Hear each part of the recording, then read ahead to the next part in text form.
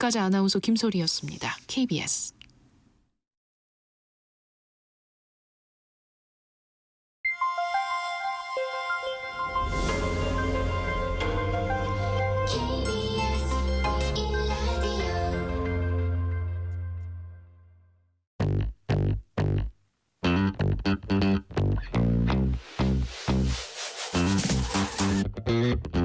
KBS 1라디오 뉴스레터 K.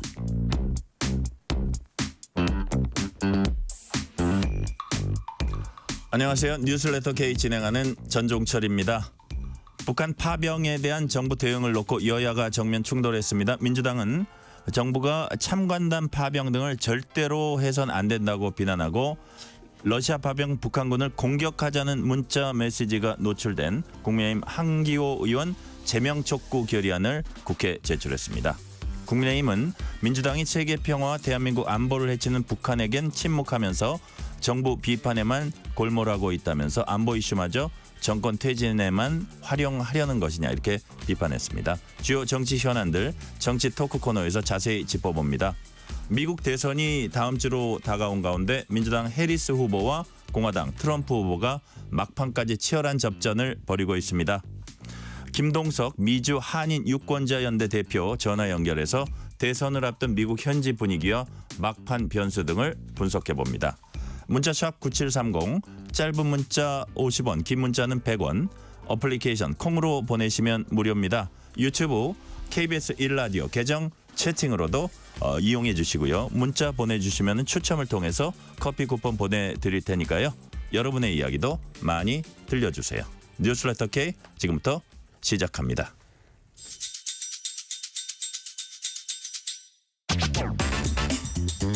오늘 하루 가장 뜨거운 뉴스들만 골랐습니다. 뉴스레터 K 정치 토크. 매주 월요일 정치 토크는 정치 분야에서 활동하는 청년들의 시각으로 정치 현안을 짚어봅니다. 신주호 국민의힘 상근 부대변인, 박성민 전 청와대 청년 비서관, 이동수 청년 정치크루 대표 나오셨습니다. 어서 오세요. 네, 안녕하십니까. 자, 북한군 러시아 파병에 대한 우리 정부 군의 대응과 관련해서 민주당이 비판 수위를 높이고 있습니다. 먼저 민주당 이재명 대표의 말 들어보시겠습니다. 더군다나 국회 동의를 받아야 되는 장병 파병 문제도 지금 참관단의 이름으로 슬쩍 보낼 생각인 것 같은데 이거 결코 해서는 안 될 일입니다. 법에도 어긋나고 상식적으로 있을 수 없는 일입니다. 혹여 일각에서 얘기하는 것처럼 이 우크라이나 러시아 전쟁에 북한이 파병하는 것을 기화로 혹시 한반도에 전쟁을 획책하려는 거 아니냐는 그런 의심들이 생겨나고 있는데 지금 하는 행동들을 보면 전혀 근거 없는 억측으로 보여지지가 않습니다. 자, 박성민 비서관님, 이재명 대표가 이제 전쟁 획책 억측으로 보이지 않는다. 참관단 보내면 안 된다. 이게 했습니다. 그러니까 예를 들어서 이제 뭐 세계 평화라든지 뭐 대한민국 안보라든지 어쨌든 이런 행위가 위협이 될 수 있는데 우리는 손을 떼고 있어야 된다 그런 뜻인가요? 무슨 뜻인가요? 그러니까 어느 정도 이제 당연히 거리 유지를 해야 된다라는 거고, 그러니까 이게 이런 얘기가 나온 거는 최근에 있었던 그 대통령실 고위 관계자의 발언 때문이기도 한 것 같은데요. 네. 살상 무기, 그러니까 공격용 무기 지원을 고려할 수 있다라는 이야기가 이 정부 고위 당국자의 이야기로 나왔기 때문에 지금 전쟁, 러시아와 이 우크라이나 전쟁에 있어서 미국이라든지 나토라든지 이런 곳들도 어떤 좀 거리를 유지하면서 전쟁이 확산되지 않게, 더 커지지 않게, 혹은 전쟁의 불똥이 본인들에게 직접 영향을 미치지 않도록 거리 유지를 하고 있는 게 국제 정세이고 현명한 판단인데, 우리나라가 직접 어떤 살상무기 지원을 거론한다라는 것 자체도 굉장히 위험한 일이고, 더 나아가서 지금 뭐 국정원이 우크라이나에서 붙잡힌 뭐 북한 군인들을 직접 신문한다, 뭐 이런 이야기들이 단독 보도로 나오다 보니까 우리나라의 방침이 도대체 뭐냐, 이 부분을 묻는 것이고, 이게 지금 정치적인 국면 전환을 위해서 어떤 전쟁의 위기를 조성하거나 전쟁에 직접 개입하는 수단을 진지하게 고민하고 있는 것 아니냐, 이것은 매우 위험한 행위다라고 지금 비판을 하고 있는 것입니다.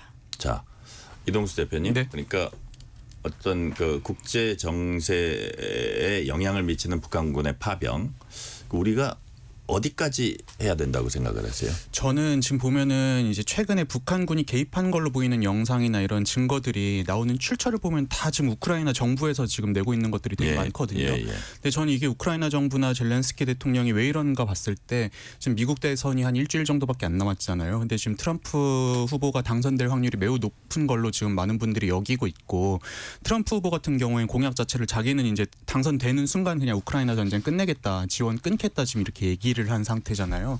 아마 젤렌스키 대통령 입장에서는 사실 미국의 지원 없이는 러시아와 전쟁을 계속하기 어려운 상황에서 어떻게 보면 여론을 조금 더 이제 뭐 좀 방향을 바꾼다든지 혹은 다른 어떤 세력을 끼어들이기 위해서 이런 노력들을 하고 있는 것 같아요. 근데 저는 일단 우리나라가 뭐 군사적 개입이나 살상무기 지원이나 이런 것들은 대단히 부적절하다고는 생각을 합니다. 우리가 개입하면 안 된다고 보지만 그 이제 지금 국정원 뭐 요원을 보내가지고 북한 군인들 포로들을 상대로 뭐 심리전을 이제 하자 뭐 이런 이야기들이 주장이 되고 있잖아요. 근데 저는 그 부분에 있어서는 좀 고려해볼 만한 일은 아닌가 이렇게 생각이 되는데요.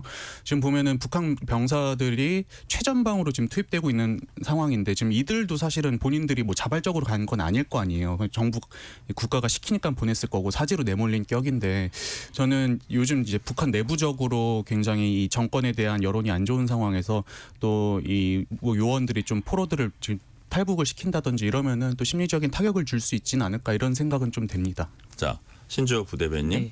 자, 전쟁 획책 의심 이런 그 야당 대표의 발언 어떻게 보세요? 과도한 국민 불안을 야기하는 것밖에 안 되죠. 이재명 대표가 그 법조인임에도 불구하고 이 법을 잘 모르시는 것 같은데, 전면적인 전투병이 아닌 사안에 대해서는 국회 동의가 필요가 없습니다. 그러니까 우리가 참관단이라는 것을 왜 보낸다 그거를 염두에 두었냐면은 현지에서 어떠한 일들이 벌어지는지도 알아야 되고, 또 북한의 전술 전략에 대해서도 어떤 식으로 펼쳐나가는지를 파악할 필요가 있다고 저는 봅니다, 개인적으로. 어떻게 보면 북한은 현지 어떤 연습도 하는 거죠. 그렇습니다. 그러니까 북한이 실제적인 전투에 지금 투입된 것이 6.25 이후에 거의 뭐 최초 아니겠습니까? 이런 대규모 인원이 전투에 투입되는 것이, 북한이 어떠한 전략과 전술을 통해서 이 지상전을 행하는지를 알 필요가 있지 않을까요? 그런 면에서 저는 참관단, 그러니까 우리가 뭐 러우 전쟁에 직접적으로 개입해서 러시아를 상대로 전투를 벌이는 것이 아닌 참관단을 파견해서 북한의 그런 것들을 좀 알아낼 수가 있고, 또 더 나아가서 우리 북한 주민도 우리 헌법상 우리 국민 아니겠습니까? 만약에 전쟁 포로로 잡혔는데 본국으로 송환되지 않고 다른 곳으로 뭐 망명을 하고 싶다거나 그러한 사람들이 있다면 우리나라로 적극적으로 귀순시킬 필요가 있지 않을까요? 그런 면에서 저는 참관단을 보내는 것에 있어서는 전향적인 검토를 할 필요가 있다고 봅니다. 자, 이번에 우크라이나 전쟁 북한군 파병과 관련한 추경호 국민의힘 원내대표의 말 한번 들어보시겠습니다. 세계 각국 정부와 전문가들은 입을 모아 김정은 정권의 위험한 도박이 심각한 안보 위기를 초래할 수 있다고 경고하고 있습니다. 그런데 야당은 그 책임을 대한민국 정부에 뒤집어 씌우고 이를 정권 퇴진 공세에 이용하고 있습니다. 대한민국 정당이 맞는지 의문입니다. 김정은 규탄을 결의하겠다더니 본심은 역시 대통령 탄핵 공세에 있었던 것입니다. 지금은 여야가 하나로 뭉쳐 대한민국의 민생 안보 현안을 해결하는 것이 시급합니다. 자, 박성민 비서관님, 김정은 정권에겐 정작 파병을 한 김정은 정권에겐 한마디 못하면서 이런 이슈를, 안보 이슈를 정권 퇴진에만 활용하려 한다. 동의하십니까? 그러니까 이런 프레임 좀 씌우지 않았으면 좋겠어요. 일단 이재명 대표가 북한을 향해서 한마디도 안 했다라는 거 저는 사실이 아니다라고 확인을 했거든요. 뭐라고 하셨냐면 이번 파병은 정말 옳지 않은 일이다라고 이야기를 했고, 남의 나라 전쟁의 구렁텅이로 몰아넣지 않아도 북한이 살아갈 수 있는 길은 많다. 여기 인민들은 이 주어입니다. 그리고 강력히 규탄할 수밖에 없으며 지금이라도 철회하길 바란다라고 이제 북한을 향해서 굉장히 강경한 메시지를 냈고, 이번 북한의 파병에 대해서 문제의식은 민주당도 여러 차례 분명히 밝힌 바가 있습니다.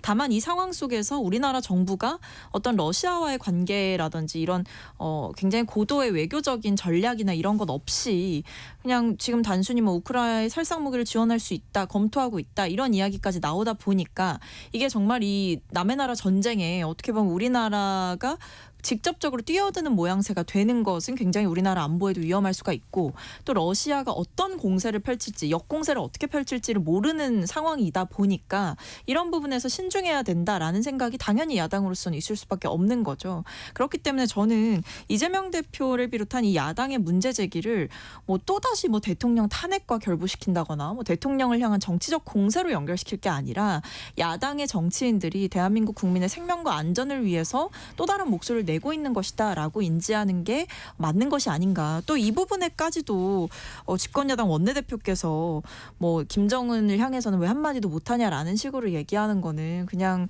이른바 좀 저는 일종의 색깔론을 계속 펼치시는 것이다 이렇게 보여요.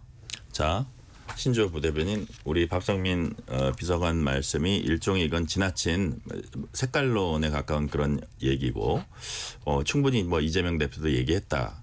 야당으로서 충분히 지적할 수 있는 거 아니냐. 뭐냐. 윤석열 정권이 안보 불안을 부추기는 것 아니냐. 이런 야당으로서의 지적에 대해서는 어떻게 보세요? 그러니까 야당이 이 국제 분쟁에 있어서 대한민국이 조심스럽게 접근해야 된다라는 지적을 했다면 저는 100번 동의하고 박수를 쳐주고 싶습니다. 그러나 지금 민주당이 행하는 그런 여러 행태들과 발언은 괴리가 좀 있습니다. 특히 한기호 의원이 개인적으로 주고받은 문자를 거론해 가면서 마치 국민의힘과 정부가 신북풍 공작에 모든 것을 집중하는 것처럼 프레임을 짠 거 아니겠습니까? 네. 동시에 오늘 그 민주당 최고위에서 어떤 발언들이 나왔냐면 제3차 세계대전이 일어나는데 거기에 뭐 대한민국이 연루가 될 확률이 크다. 혹은 뭐 전쟁놀이 임하려는 것이냐. 심지어 김민석 수석 최고위원은 계속해서 계엄령 주장을 끊이질 않았습니다. 오늘도. 네. 국민 불안을 야기해서 국민 혼란을 부추겨서 본인들의 정치적 목적을 얻으려고 하는 것은 바로 민주당밖에 안 됩니다. 왜 민주당이 이러한 주장을 계속해서 이어가느냐? 답은 간단합니다. 11월 달에 맞이할 수 있는 민주당의 위기를 외부로 돌려서 국민들의 불안을 야기해서 그 본인들을 향한 엄정한 사법 절차의 그 관심을 밖으로 돌리고 그것으로 말미암아 윤석열 정부의 퇴진 계엄령을 주장하면서 윤석열 정부가 마치 해서는 안 되는 짓을 벌이는 것처럼 선동해서 조기 대선을 치르려고 하는 그 목적밖에 보이지가 않는다는 말씀드립니다. 자, 지금 이동수 대표님, 네. 신주호 부대변인 얘기 중에 이제 김민석 의원 얘기를 했어요. 네. 뭐 계엄 예비 음모다. 네. 전쟁 불길을 서울로 옮기려는 계엄 예비 음모다. 여당에서 어떤 얘기가 나오냐면 국감 기간 동안 그래도 계엄에 관해서 뭐 구체적인 뭐를 한 방을 내놓지 않을까 했는데 뭐 없다가 네. 국감 말미에 이거를 보고는 계엄 예비 음모다. 되게 궁했던 거 아니냐 이런 뭐 지적도 합니다. 어떻게 보세요? 근데 전 그 뭐 계엄 예비 음모다 이렇게까지 나가는 건 너무 간 주장이라고 생각을 합니다. 그 부분에 있어서 이제 우리가 너무 이제 이 사안 가지고 갈등이 격화되는 건 오히려 이제 러시아나 북한이 원하는 거라고 저는 생각을 해요. 근데 다만 이제 뭐 지금 야당도 그렇고 많은 국민들이 우려하는 거는 지금 이제 이 전쟁이 고조되고 있고 북한 파병이 뭐 사실상 기정사실화되고 있는 상황에서 우리가 덜컥 뭐 파병을 한다든지 아니면은 뭐 살상무기 지원한다든지 이렇게 되는 거 아니야 하는 우려는 있는 것 같습니다.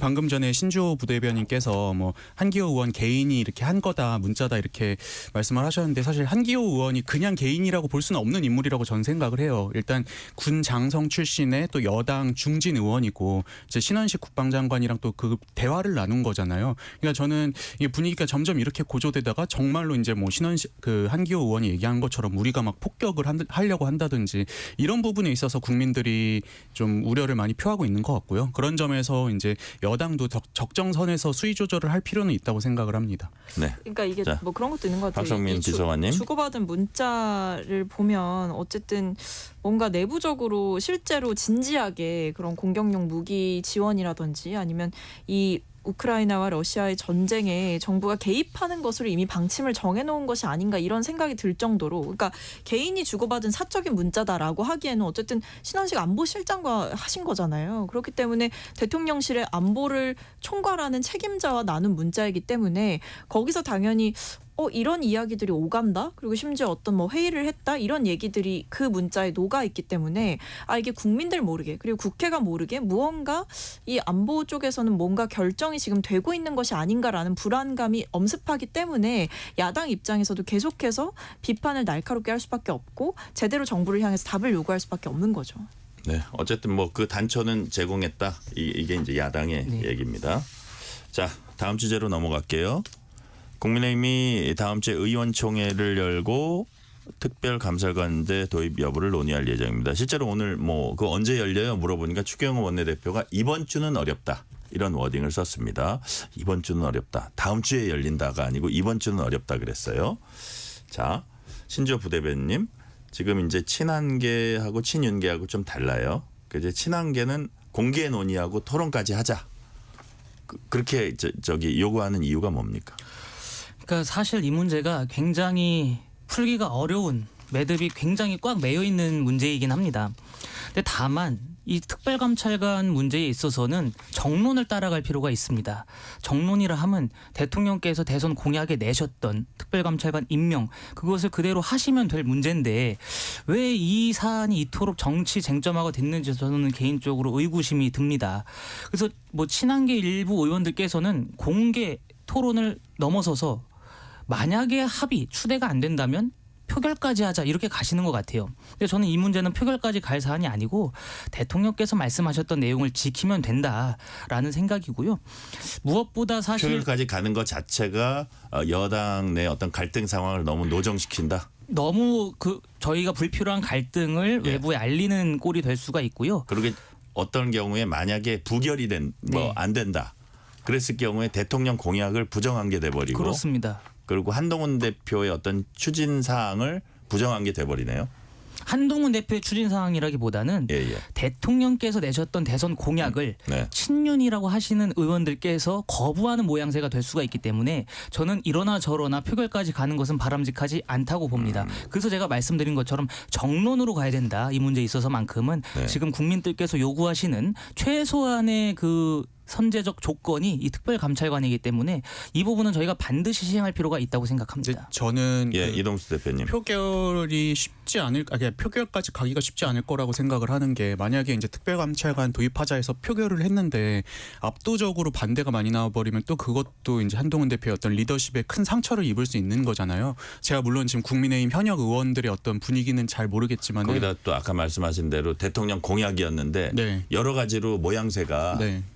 그 정부 여당 입장에서는 좋지는 않아요. 예, 그죠? 맞습니다. 그리고 근데 만약에 표결까지 갈 상황이라면은 아마 한동훈 대표도 그렇고 친한계 내부적으로도 우리가 이기겠다라는 확신이 있을 때 표결을 갈 텐데 그때면 이미 전 여당 내에서의 어떤 분위기는 한쪽으로 기운 상태라고 저는 생각하거든요. 그래서 그 상황이 되면 오히려 표결 전에 이제 좀 이 문제가 합의가 좀 되지 않을까 이렇게 생각이 좀 됩니다. 그러니까 예. 저 박성민 비서관님 대표하고 원내대표하고 어떻게 보면 양쪽은 뭐 대표한다고도 좀 얘기를 할 수 있는데 두 분이 이렇게 얘기해가지고 잘 원만히 얘기가 되는 게 제일 모양새는 좋은 건가요?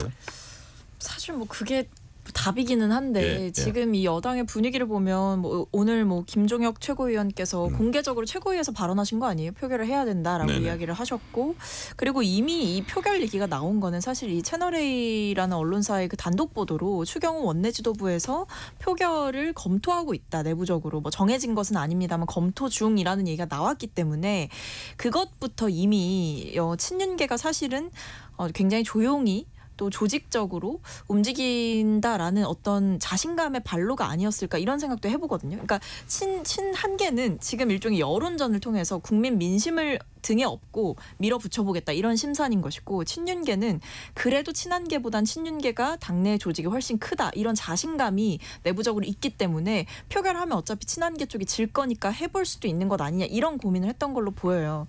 근데 어쨌든 지금 보면 둘 다 뭐 표결을 검토한다라고 하면 근데 그게 서로를 향한 공격이 사실은 되는 거거든요. 왜냐하면 승패는 갈리는 거잖아요. 표결을 했을 때 나오는 숫자는 결국 공멸로 가는 지름길이다. 그래서 저는 뭐 어떻게 결론이 날지는 모르겠습니다만 지금 여당 내에 있는 갈등은 결과적으로 둘 다 다치는 방향으로 가고 있는 것은 확실하다. 이렇게 보입니다. 제가 한 말씀 다치는 방향으로 가고 있는 건 확실하다. 예, 신주호 제가 한 부대변인. 말씀 보태면 저는 이 특별감찰관 임명을 통해서 네. 국민의힘이 오히려 하나가 되고 이 전국을 전환할 수 있는 큰 반환점이 될 수 있다고 생각합니다. 그러니까 한동훈 대표께서는 계속해서 변화와 쇄신을 외치고 계시고 추경호 대표께서는 단합과 통합을 외치고 계십니다. 그 변화와 쇄신 그리고 단결과 통합을 이 특별감찰관 임명으로 저희가 행할 수 있는 거예요. 그러니까 특별감찰관을 임명했을 때 여러 시나리오가 있습니다. 특별감찰관을 저희가 임명하자고 했을 때 만약에 민주당이 거부해버린다.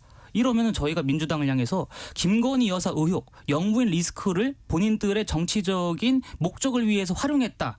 이 실체적인 진실 규명, 국민적인 의구심을 풀 의도가 아니라 민주당만의 정략적인 목적을 위해서 김건희 여사 리스크를 활용했다라고 저희가 역공을 펼 수가 있습니다. 또 마찬가지로 저희가 특별감찰관을 먼저 임명해 놓고 그 민주당이 북한 인권재단 이사를 임명하지 않는다라고 한다면 저희는 마찬가지로 민주당은 북한 주민들, 우리 동포들의 인권 따위는 신경 쓰지 않는 종북 정당이다라는 공세를 펼칠 수가 있습니다. 이 특별감찰관을 임명하는 것 자체가 저희가 김건희 여사 관련된 리스크로부터 국민들의 의구심을 해결할 수 있는 방안임과 동시에 민주당을 향한 공세를 펼칠 수 있는 그 전환점이 될 수가 있어요. 그렇기 때문에 저는 이 특별감찰관 임명을 적극적으로 그리고 빨리 행해야 된다고 생각합니다. 자, 근데 내가 박성민 비서관께 하나 여쭤볼게요. 근데 민주당은 지금 예를 들어서 만약에 여당 내에서 합의를 봐가지고 이제 민주당과 이거를 통과시키자 이렇게 왔어요. 민주당이 이걸 지금 통과시켜 줄까요? 글쎄요. 근데 일단 민주당은 기본적으로 이 김건희 여사 문제에 대해서 특별감찰관 임명이 답이라고 보지 않습니다. 그러니까 특감이 아니라 특검이 답이다 이렇게 보고 있어요. 왜냐하면 쉽게 비유를 하자면 이런 거죠. 특감은 이제 임명을 해서 특별감찰관이 임명을 해서 대통령과 그 친인척의 뭐 비리를 좀 이렇게 본다라는 거잖아요. 이렇게 관리를 한다라는 건데 그건 사실 예방적인 성격이에요. 그러니까 특별감찰관이 있기 때문에 앞으로 어떤 그런 똑같은 일이 다시 생기지 않게끔 하는 일종의 재발 방지책이란 말이죠. 그러니까 예방책인 거예요. 근데 지금 김건희 여사 관련돼서 문제 제기를 하는 부분들은 이미 다 일어난 일들이고 검찰의 수사로도 어떤 제대로 된 책임을 묻지 못한 상황이기 때문에 이 김건희 여사가 법안에서 성역화된 이 문제를 특검을 통해서 제대로 책임을 물어야 된다. 이런 입장이잖아요. 그러니까 과거의 일에 대해서 민주당을 지적을 하는 것이고 특별감찰관은 사실상 미래를 바라보고 하는 이야기이기 때문에 이게 예방주사냐 치료약이냐 이걸 두고 사실은 싸우고 있는 거예요. 그래서 지금 상황에서 앞으로 예방주사 맞을 거니까 괜찮을 거다 이렇게 얘기하는 거는 국민들 정서에도 납득하기 어려운 부분이고 야당 입장에서 봐도 김건희 여사 문제를 넘기기 위한 일종의 물타기 수법으로밖에 보이지 않는 거거든요. 민주당은 이걸 특검 지연 혹은 회방이다 이런 식으로도 얘기를 했거든요. 그러니까 시선 돌리기를 하고 있다라는 거죠. 자, 그렇다면 이동수 대표님 이걸 특별감찰관제는 합의해서 통과시키고 예전처럼 민주당이 계속 특검은 요구하면 되는 거 아닙니까? 이게 왜 꼭 결과가 돼야 되죠? 그렇게 하면은 이제 국민의힘에서는 사실 이제 특별감찰관 도입하는 선에서 이제 마무리를 하려고 할 것 같습니다. 우리가 이 정도까지 했으니, 이 정도까지 했으니 그 지금 특검까지 갈 필요가 있겠냐 이렇게 이제 보고 있는 거죠. 그래서 저는 야권에서. 지금 국힘 내에서 이 특별감찰관 놓고서 이제 갈등을 키우고 있는 것도 사실은 우리가 이제 학교 다닐 때 보면은 선생님이 별거 아닌 것 같은 회초리로 이렇게 때리려고 하는데 막 맞기 전부터 이제 호들갑 떨고 이런 친구들 있잖아요.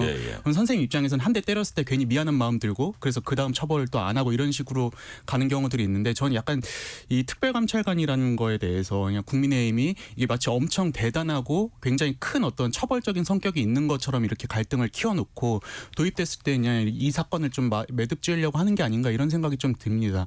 근데 이제 특별감찰관 같은 경우에는 박근혜 정부 당시에 이제 이 뭐 친인척 비리나 이런 것들을 막는다고 도입은 했는데 결과적으로 국정농단 사태나 이런 데서 아무런 역할을 못했었고 그 뒤로 쭉 공석인 상태인 거잖아요. 그래서 저는 이 특별감찰관을 도입한다고 해서 과연 지금 상황에서 크게 달라질 게 있을까 하는 회의는 좀 있습니다. 네, 자 총선이 끝난 지 200일 만에 여당이 총선 백서를 발간했습니다. 제가 이렇게 총선 백서 제일 겉에 첫 장에 딱 보니까 제목이 적혀 있더라고요. 마지막 기회라는 게 딱 적혀 있어요. 제가 보기에는 이게 총선 백서 제목인 것 같아요. 마지막 기회. 신주호 부대변인님 제목 잘 지었다고 보세요. 제목은 잘 지은 것 같습니다. 제목은 잘 지은 것 같은데 제가 내용면에서 좀 아쉬운 점이 많이 있습니다. 그러니까 왜 이번 총선에서 저희가 패배할 수밖에 없었는지를 대통령실의 오판 그리고 당의 잘못 이런 것들을 아우르게 작성을 했었어야 되는데 이것이 이토록 정치적인 논란을 키울 수밖에 없었던 이유가 오늘 공개된 총선 백서에 담겨져 있었다고 봅니다. 이것은 전적으로 지금 사실상 한동훈 대표, 그러니까 당시 한동훈 비대위원장이죠. 한동훈 비대위의 탓으로 돌리는 듯한 뉘앙스가 많아요. 솔직히 말씀드려서 불안정한 뭐 당정 관계, 뭐 미완성의 시스템 공천, 그리고 2조 심판론이 당시의 선거 전략으로 부적합했다 이런 내용들이 주 골자거든요. 공약 부재, 네. 승부수 전략 부재 네. 뭐 이런 것들이 들어가 있더라고요. 근데 그런 것들은 뭐냐면 이 사안을 동태적으로 본 게 아니라 굉장히 유동적인 형태로 본 게 아니라 그냥 이 정해져 있는 형태로 분석을 한 겁니다. 저희가 다들 아시겠지만 2월 중순, 2월 하순까지는 국민의힘의 분위기가 좋았습니다. 여론조사 지표로도 그렇고 여러 면에서 좋았는데 언제부터 국민의힘의 상승세가 꺾였느냐. 그 이종섭 전 국방부 장관이 호주 대사로 임명돼서 호주로 가셨을 때, 그리고 대파 논란이 터졌을 때, 그때 저희가 확 분위기가 꺾였습니다. 그리고 분위기가 꺾였어요. 그 다음에 이제 민주당에서는 대통령 정권 심판론을 들고 나왔습니다. 그 정권 심판론에 대적할 수 있을 만한 수단이 저희로서는 2조 심판론밖에 없었습니다. 이재명 조국 그 두 범죄자 연대가 국회에 다수 의석을 확보한다면 대한민국은 분명히 헌정 질서가 무너질 것이다. 그거 하나로 국민들께 호소할 수밖에 없었거든요. 그리고 저는 개인적으로 2조 심판론이 선거 막판에 굉장히 큰 긍정적인 영향을 미쳤다고 봅니다. 부산 지역 같은 경우에서도 그 영향이 미쳐서 저희가 어쨌든 저희를 향해서 다시 한번 믿음을 주신 것이거든요. 근데 그러한 것들은 지금 다 부정적으로 평가하고 오로지 한동훈 비대위가 마치 문제였다는 듯이 당정 관계가 불안정했던 것은 한동훈 비대위원장만의 탓이 아니지 않습니까? 어쨌든 대통령실 쪽에 문제가 만약에 있었다면 그런 부분들은 너무 부족했다. 이 백서 속에는. 그런 부분들은 너무 적게 담겨져 있고 한동훈 비대위의 탓이 많이 담겨져 있는 이른바 좀 중립적이지 않은 총선 백서였다고 전 봅니다. 자, 이동수 대표님 어떻게 보세요? 전 이제 아침에 이거 백서 받아서 쭉 한번 읽어봤는데요. 예. 이제 다루기는 다 다뤘어요. 다루긴 다 다뤘는데 밑줄을 이제 윤석열에 앉히고 한동훈 대표에 친 그런 느낌을 좀 받았습니다. 그러니까 지금 보면은 언론에 주로 나오는 게 뭐 불안정한 당정 관계나 미완성의 시스템 공천 이런 얘기 많이 나오잖아요. 근데 사실 국민이 왜 안 찍었느냐 했을 때 당정 관계나 시스템 공천 때문에 국힘 안 찍은 분은 전 많이 없다고 생각을 해요. 근데 보면 백서에 이런 내용이 있어요. 우리가 이슈 대응에 실패했다 하면서 그 이슈가 뭔가 보니까는 이종섭 황상무 논란, 대파 논란, 그리고 김건희 여사나 아니면 최혜병 관련된 문제 이런 것들에 우리가 대응을 못했다고 했는데 사실 이 이슈들은 다 한동훈 대표가 아니라 윤석열 대통령 때문에 생긴 문제잖아요. 그러니까 저는 뭔가 이제 백서 특위가 상황 진단은 제대로 했다고 좀 보여집니다. 내용들을 보면은 제대로 다뤘는데 다만 이제 이 중에서 어디를 강조할 것인가에 있을 때 이제 윤석열 대통령이라고 말을 못하고 한동훈 대표 책임을 좀 묻는 경향이 좀 컸다. 전 이렇게 좀 느껴졌습니다. 주안점 쓰기는 다 썼는데 주안점은 한쪽에 맞습니다. 두어졌다. 자, 우리 박성민 비서관님 어떻게 보세요? 저도 비슷한 느낌을 받았는데, 그러니까 이게 총선 백서라고 하면 어쨌든 이게 기록으로 당의 공식적인 기록으로 남는 거고, 그리고 이번 총선은 국민의힘에게도 굉장히 뼈아픈 그 실패를 안겨준 선거였기 때문에 좀 객관적인 분석이 이루어졌어야 그나마 이제 국민들이 봤을 때 사실 국민들한테 이게 반성문처럼 와닿을 수 있어야 저는 성공했을 거다라고 보여지는데 이번 백서는 한동훈 대표 저격 백서다. 저는 이런 느낌을 받았어요. 그래서 보면 뭐 이런 것만 봐도 그렇죠. 운동권 심판에서 2조 심판론에서 읍소 전략으로 바뀌면서 뭐 전략이 계속 바뀌었다. 이거는 사실 대표 연설의 흐름을 얘기를 한 거잖아요. 그러니까 그런 것뿐만 아니라 뭐 시스템 공천에 대해서도 여러 가지 뭐 납득이 어려웠다, 기준이 납득하기 어려웠다부터 시작해서 이런 이야기를 담는다라는 것은, 그러니까 저는 여전히 이 총선 백서를 발간한 그 팀에서 의도가 있다? 네, 저는 의도가 있다라고 보였고 그 과정에서 오히려 뭐 친윤계 의원들의 입김이나 이런 부분이 상당 부분 반영된 게 아닌가. 이미 이 총선 백서는 발간 전부터 이 발간돼도 아무도 안 볼 것이다 이런 비판이 나올 정도로 잡음이 굉장히 많았기 때문에 총선 백서라고 하는 의미는 이미 많이 퇴색된 것 같다라고 생각했습니다. 자, 요건 짧게 대답해 주세요. 민주당이 다음 달 2일 서울역 인근에서 김여사 교탄 범국민대회 열 예정입니다. 박성민 비서관님, 장애투쟁까지 벌이는 이유 짧게 한 말씀 해주시죠. 검찰이 원인 제공을 했죠. 뭐 김건희 여사와 대통령 측에서도 저는 원인 제공을 했다라고 보여지고, 최근에 있었던 뭐 주가 조작 관련한 불기소 처분이 대표적인 사례고요. 그 이전에도 명품백 논란이나 이런 부분에서도 불기소 처분을 하지 않았습니까? 그러니까 보면 김건희 여사가 대한민국에서 성역화가 됐다라는 것에 대한 국민적인 분노, 그리고 이것을 담아내는 어떤 야당으로서의 정치적인 책무, 이런 것들을 지고 밖으로 나가는 것이죠. 자, 신주호 부대변인 어떻게 반론이 있어요? 저는 민주당이 짧게. 비겁하다고 봅니다. 국회에서도 주구장창 김건희 여사 비판하고 그걸로도 모자라서 이제 장외에 나가서까지도 국민을 선동하겠다는 것 아닙니까? 목적은 간단합니다. 11월에 현실화되는 이재명 대표의 사법 리스크 그것을 우려해서 탄핵 빌드업을 지금부터 쌓아가겠다라는 것인데 과연 장외로 나갔을 때 얼마나 많은 국민들께서 순수한 마음으로 민주당의 그 정치적 행태에 대해서 지지하실지 의문입니다. 이 시간 교통 상황 알아봅니다. 라디오 교통정보센터 김민혜 리포터 나와주세요. 네, 이 시각 교통정보입니다. 퇴근 시간대가 되면서 도로 이동량 많이 늘었습니다. 고속도로는 수도권 제일순환고속도로 일산에서 판교 쪽으로 계양 부근 진입로 2차로에서 승용차 관련 사고나 처리하고 있어서 주의가 필요하겠고요. 서해안고속도로 서울 쪽은 서평택 분기점부터 팔탄 분기점까지 15km 정체, 비봉에서 용담터널과 또 광명역에서 금천 사이로도 각각 차가 많습니다. 평택 시흥고속도로 시흥 방향은 마도 분기점에서 남한산 분기점까지 12km가량 차 간격 좁혀서 지나고 있고요. 당진 대전고속도로 대전 쪽은 공주에서 공주 휴게소 부근 1차로에서 도로 관련 작업으로 일대로 3km가량 밀리고 있습니다. 또 중부 내륙고속도로 양평 쪽도 부교주에서 남양평 하이패스 부근 1차로에서도 터널 내 작업으로 일대로 5km가량 정체입니다. KBS 교통정보센터였습니다. 퇴근길, 당신과 함께 읽는 세상 이야기. KBS 일라디오 뉴스레터 K. 실시간 교통 상황 살펴봤고요. KBS 1라디오 뉴스레터 K 정치 토크 이어갑니다. 신주호 국민의힘 상근 부대변인, 박성민 전 청와대 청년 비서관, 이동수 청년 정치크루 대표와 얘기 나누고 있습니다.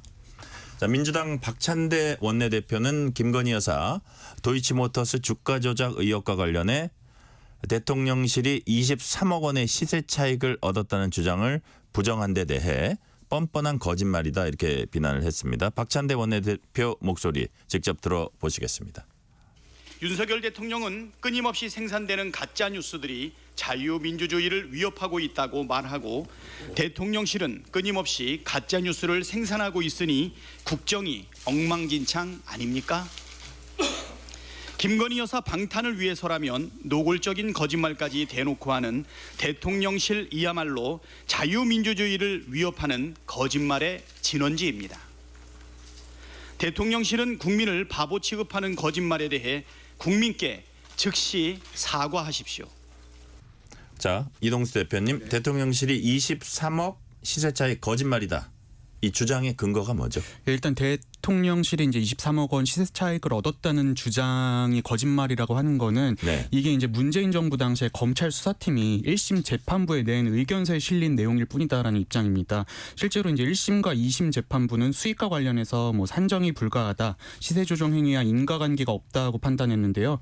이 때문에 이제 법원이 인정하지 않는 주장을 야당이 사실처럼 호도하고 있다고 반박하고 있는 중입니다. 그러니까 어쨌든 주가니까 그때그때에 따라서 오르고 내린 거기 때문에 정확하게 산정하기 힘들다. 네. 이게 이제 대통령실의 주장인데 박성민 비서관님 어떻게 보셨어요? 근데 일단 팩트가 틀렸죠. 검찰이 이 의견서를 낸 시점을 보시면요. 문재인 정부 때 낸 게 아닙니다. 2022년 12월 재판부에 이 사건에 대해서 검찰이 종합 의견서를 냈는데 이 의견서를 낸 거는 윤석열 정부의 검찰인 것이고요. 그렇기 때문에 이 대통령실이 주장하는 문재인 정부 때 검찰이 낸 의견서다라고 팩트가 하는 틀리다? 대목은 일단 틀렸죠. 그다음에 더 나아가서는 그러면 23억 수익이 아니다라고 하면 그럼 얼마의 수익을 얻었습니까? 저는 이것부터 대통령실이 제대로 대답을 해야 된다라고 생각해요.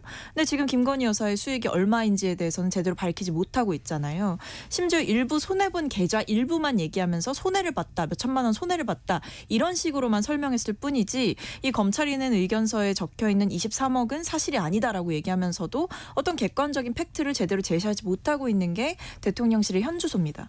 그렇기 때문에 지금 이 부분에 대해서 팩트도 틀린 대목을 가지고 와서 대통령실이 공식적으로 반박을 한다라는 것 자체가 저는 솔직히 좀 어처구니가 없는 상황이다 이렇게 보입니다. 근데 이제 법원이 만약에 이게 시세 차익이 이렇게 명확하게 뽑아낼 수 있으면 법원 판결문에 나오긴 나올 텐데요. 어떻게 보세요, 신주호 부대변인? 그러니까 그게 법원 판결문에 안 나오는 이유가 명확히 나와 있는 겁니다. 뭐냐면 김건희 여사의 계좌가 뭐 여기에 종합적으로 연루가 되었다라는 그 정황만 있는 것이지 증거가 없는 거예요. 그렇다라고 한다면 그런 게 없기 때문에 지금 사실상 불기소한 것이고 이러한 상황까지 온 것인데 민주당이 계속해서 의혹만 제기하고 이 문제가 가짜 뉴스다. 뭐 지금 대통령실이 이상한 해명을 내놨다. 이런 주장을 펼치지 마시고 오히려 민주당 쪽에서 김건희 여사와 관련된 정확한 증거가 있다면 저는 그것을 내놨으면 좋겠습니다. 그렇게 한다면 아마 민주당의 그 주장에 국민들께서 동의하시지 않겠습니까? 근데 이게 정확하지 비서관님. 어떤 정확한 근거가 없다라고 보기가 좀 어렵다고 생각하는 게 이 검찰이 낸 의견서는 그냥 검찰이 단순 추산한 내용이 아니라 한국거래소에서 이 이상심리 분석 결과를 받아가지고 낸 거거든요. 그래서 여기 보면은 한국거래소가 그 주식 거래를 그 김건희 여사 그 모친의 주식 거래를 분석한 내용이 담겨 있는 겁니다. 그래서 뭐 실현 차익 그러니까 주식을 매도해서 거둔 수익과 그다음에 뭐 보유 중인 주식의 수익 이런 부분들을 이제 합쳐 보면 이때 이 의견서에 적혀 있는 그러니까 한국거래소가 분석한 이 거래 내역에는 구체적인 그 액수들이 다 적혀 있어요. 뭐 실현 차익으로는 13억 1,148만 원, 뭐 미실현 차익으로는 7,854만 원 이런 식으로 김건희 여사 것과 김건희 여사의 모친 것 이것을 합쳐 보면 이미 2011년 12월 30일 기준만으로도 뭐 주식을 팔아서 번 돈만으로도 21억이 넘는다라는 이 분석 결과가 있기 때문에 저는 그래서 다시 한번 대통령실 재차 묻는 겁니다. 이 23억이라는 숫자가 아니라고 한다면 그럼 본인들이 파악한 객관적인 팩트는 무엇이냐? 이게 검찰 의견서에 적혀 있는 게 한국거래소에서 분석을 받아가지고 낸 것이고 심지어 이것은 윤석열 정부의 검찰에서 낸 것인데 이 부분에 대해서 문재인 정부의 검찰이 낸 의견서에 불과하다라고 얘기한다면 제대로 된 반박을 가져와라라는 게 제 질문인 거죠. 네. 자, 여야 대표 한동훈 이재명 대표가 2차 회담을 하기로 했습니다. 근데 이제 가장 문제는 어떤 의제가 논의될지 이게 이제 주목되는 사항인데 자 일단 민주당은 김건희 여사 특검 문제도 테이블에 올려놓자는 입장이고 국민의힘은 민생 현안에 국한하자 이런 입장인 것으로 알려졌습니다. 이동수 대표님, 네. 2차 대표회담 의제 어떻게 될 것 같아요? 뭐 아무래도 이제 지금 김건희 여사 특검 문제라든지 금투세 폐지 뭐 이런 것들이 주로 다뤄질 것 같습니다. 근데 저는 이 현안들이 보면은 양당의 양측의 핵심 지지층 제외하고는 사실 대체적으로 공감하고 있는 이슈라고 저는 생각하거든요.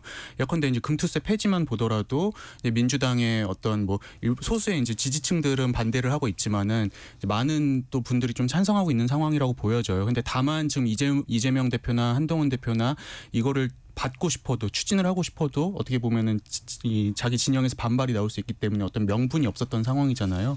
그래서 저는 이 회담 통해서 이제 서로 좀 양보하는 척하면서 이런 것들 수용하게 되지 않을까 이런 기대는 해봅니다. 박성민 비서관님은 예를 들어서 결국은 민생 의제만 다뤄질 것이다.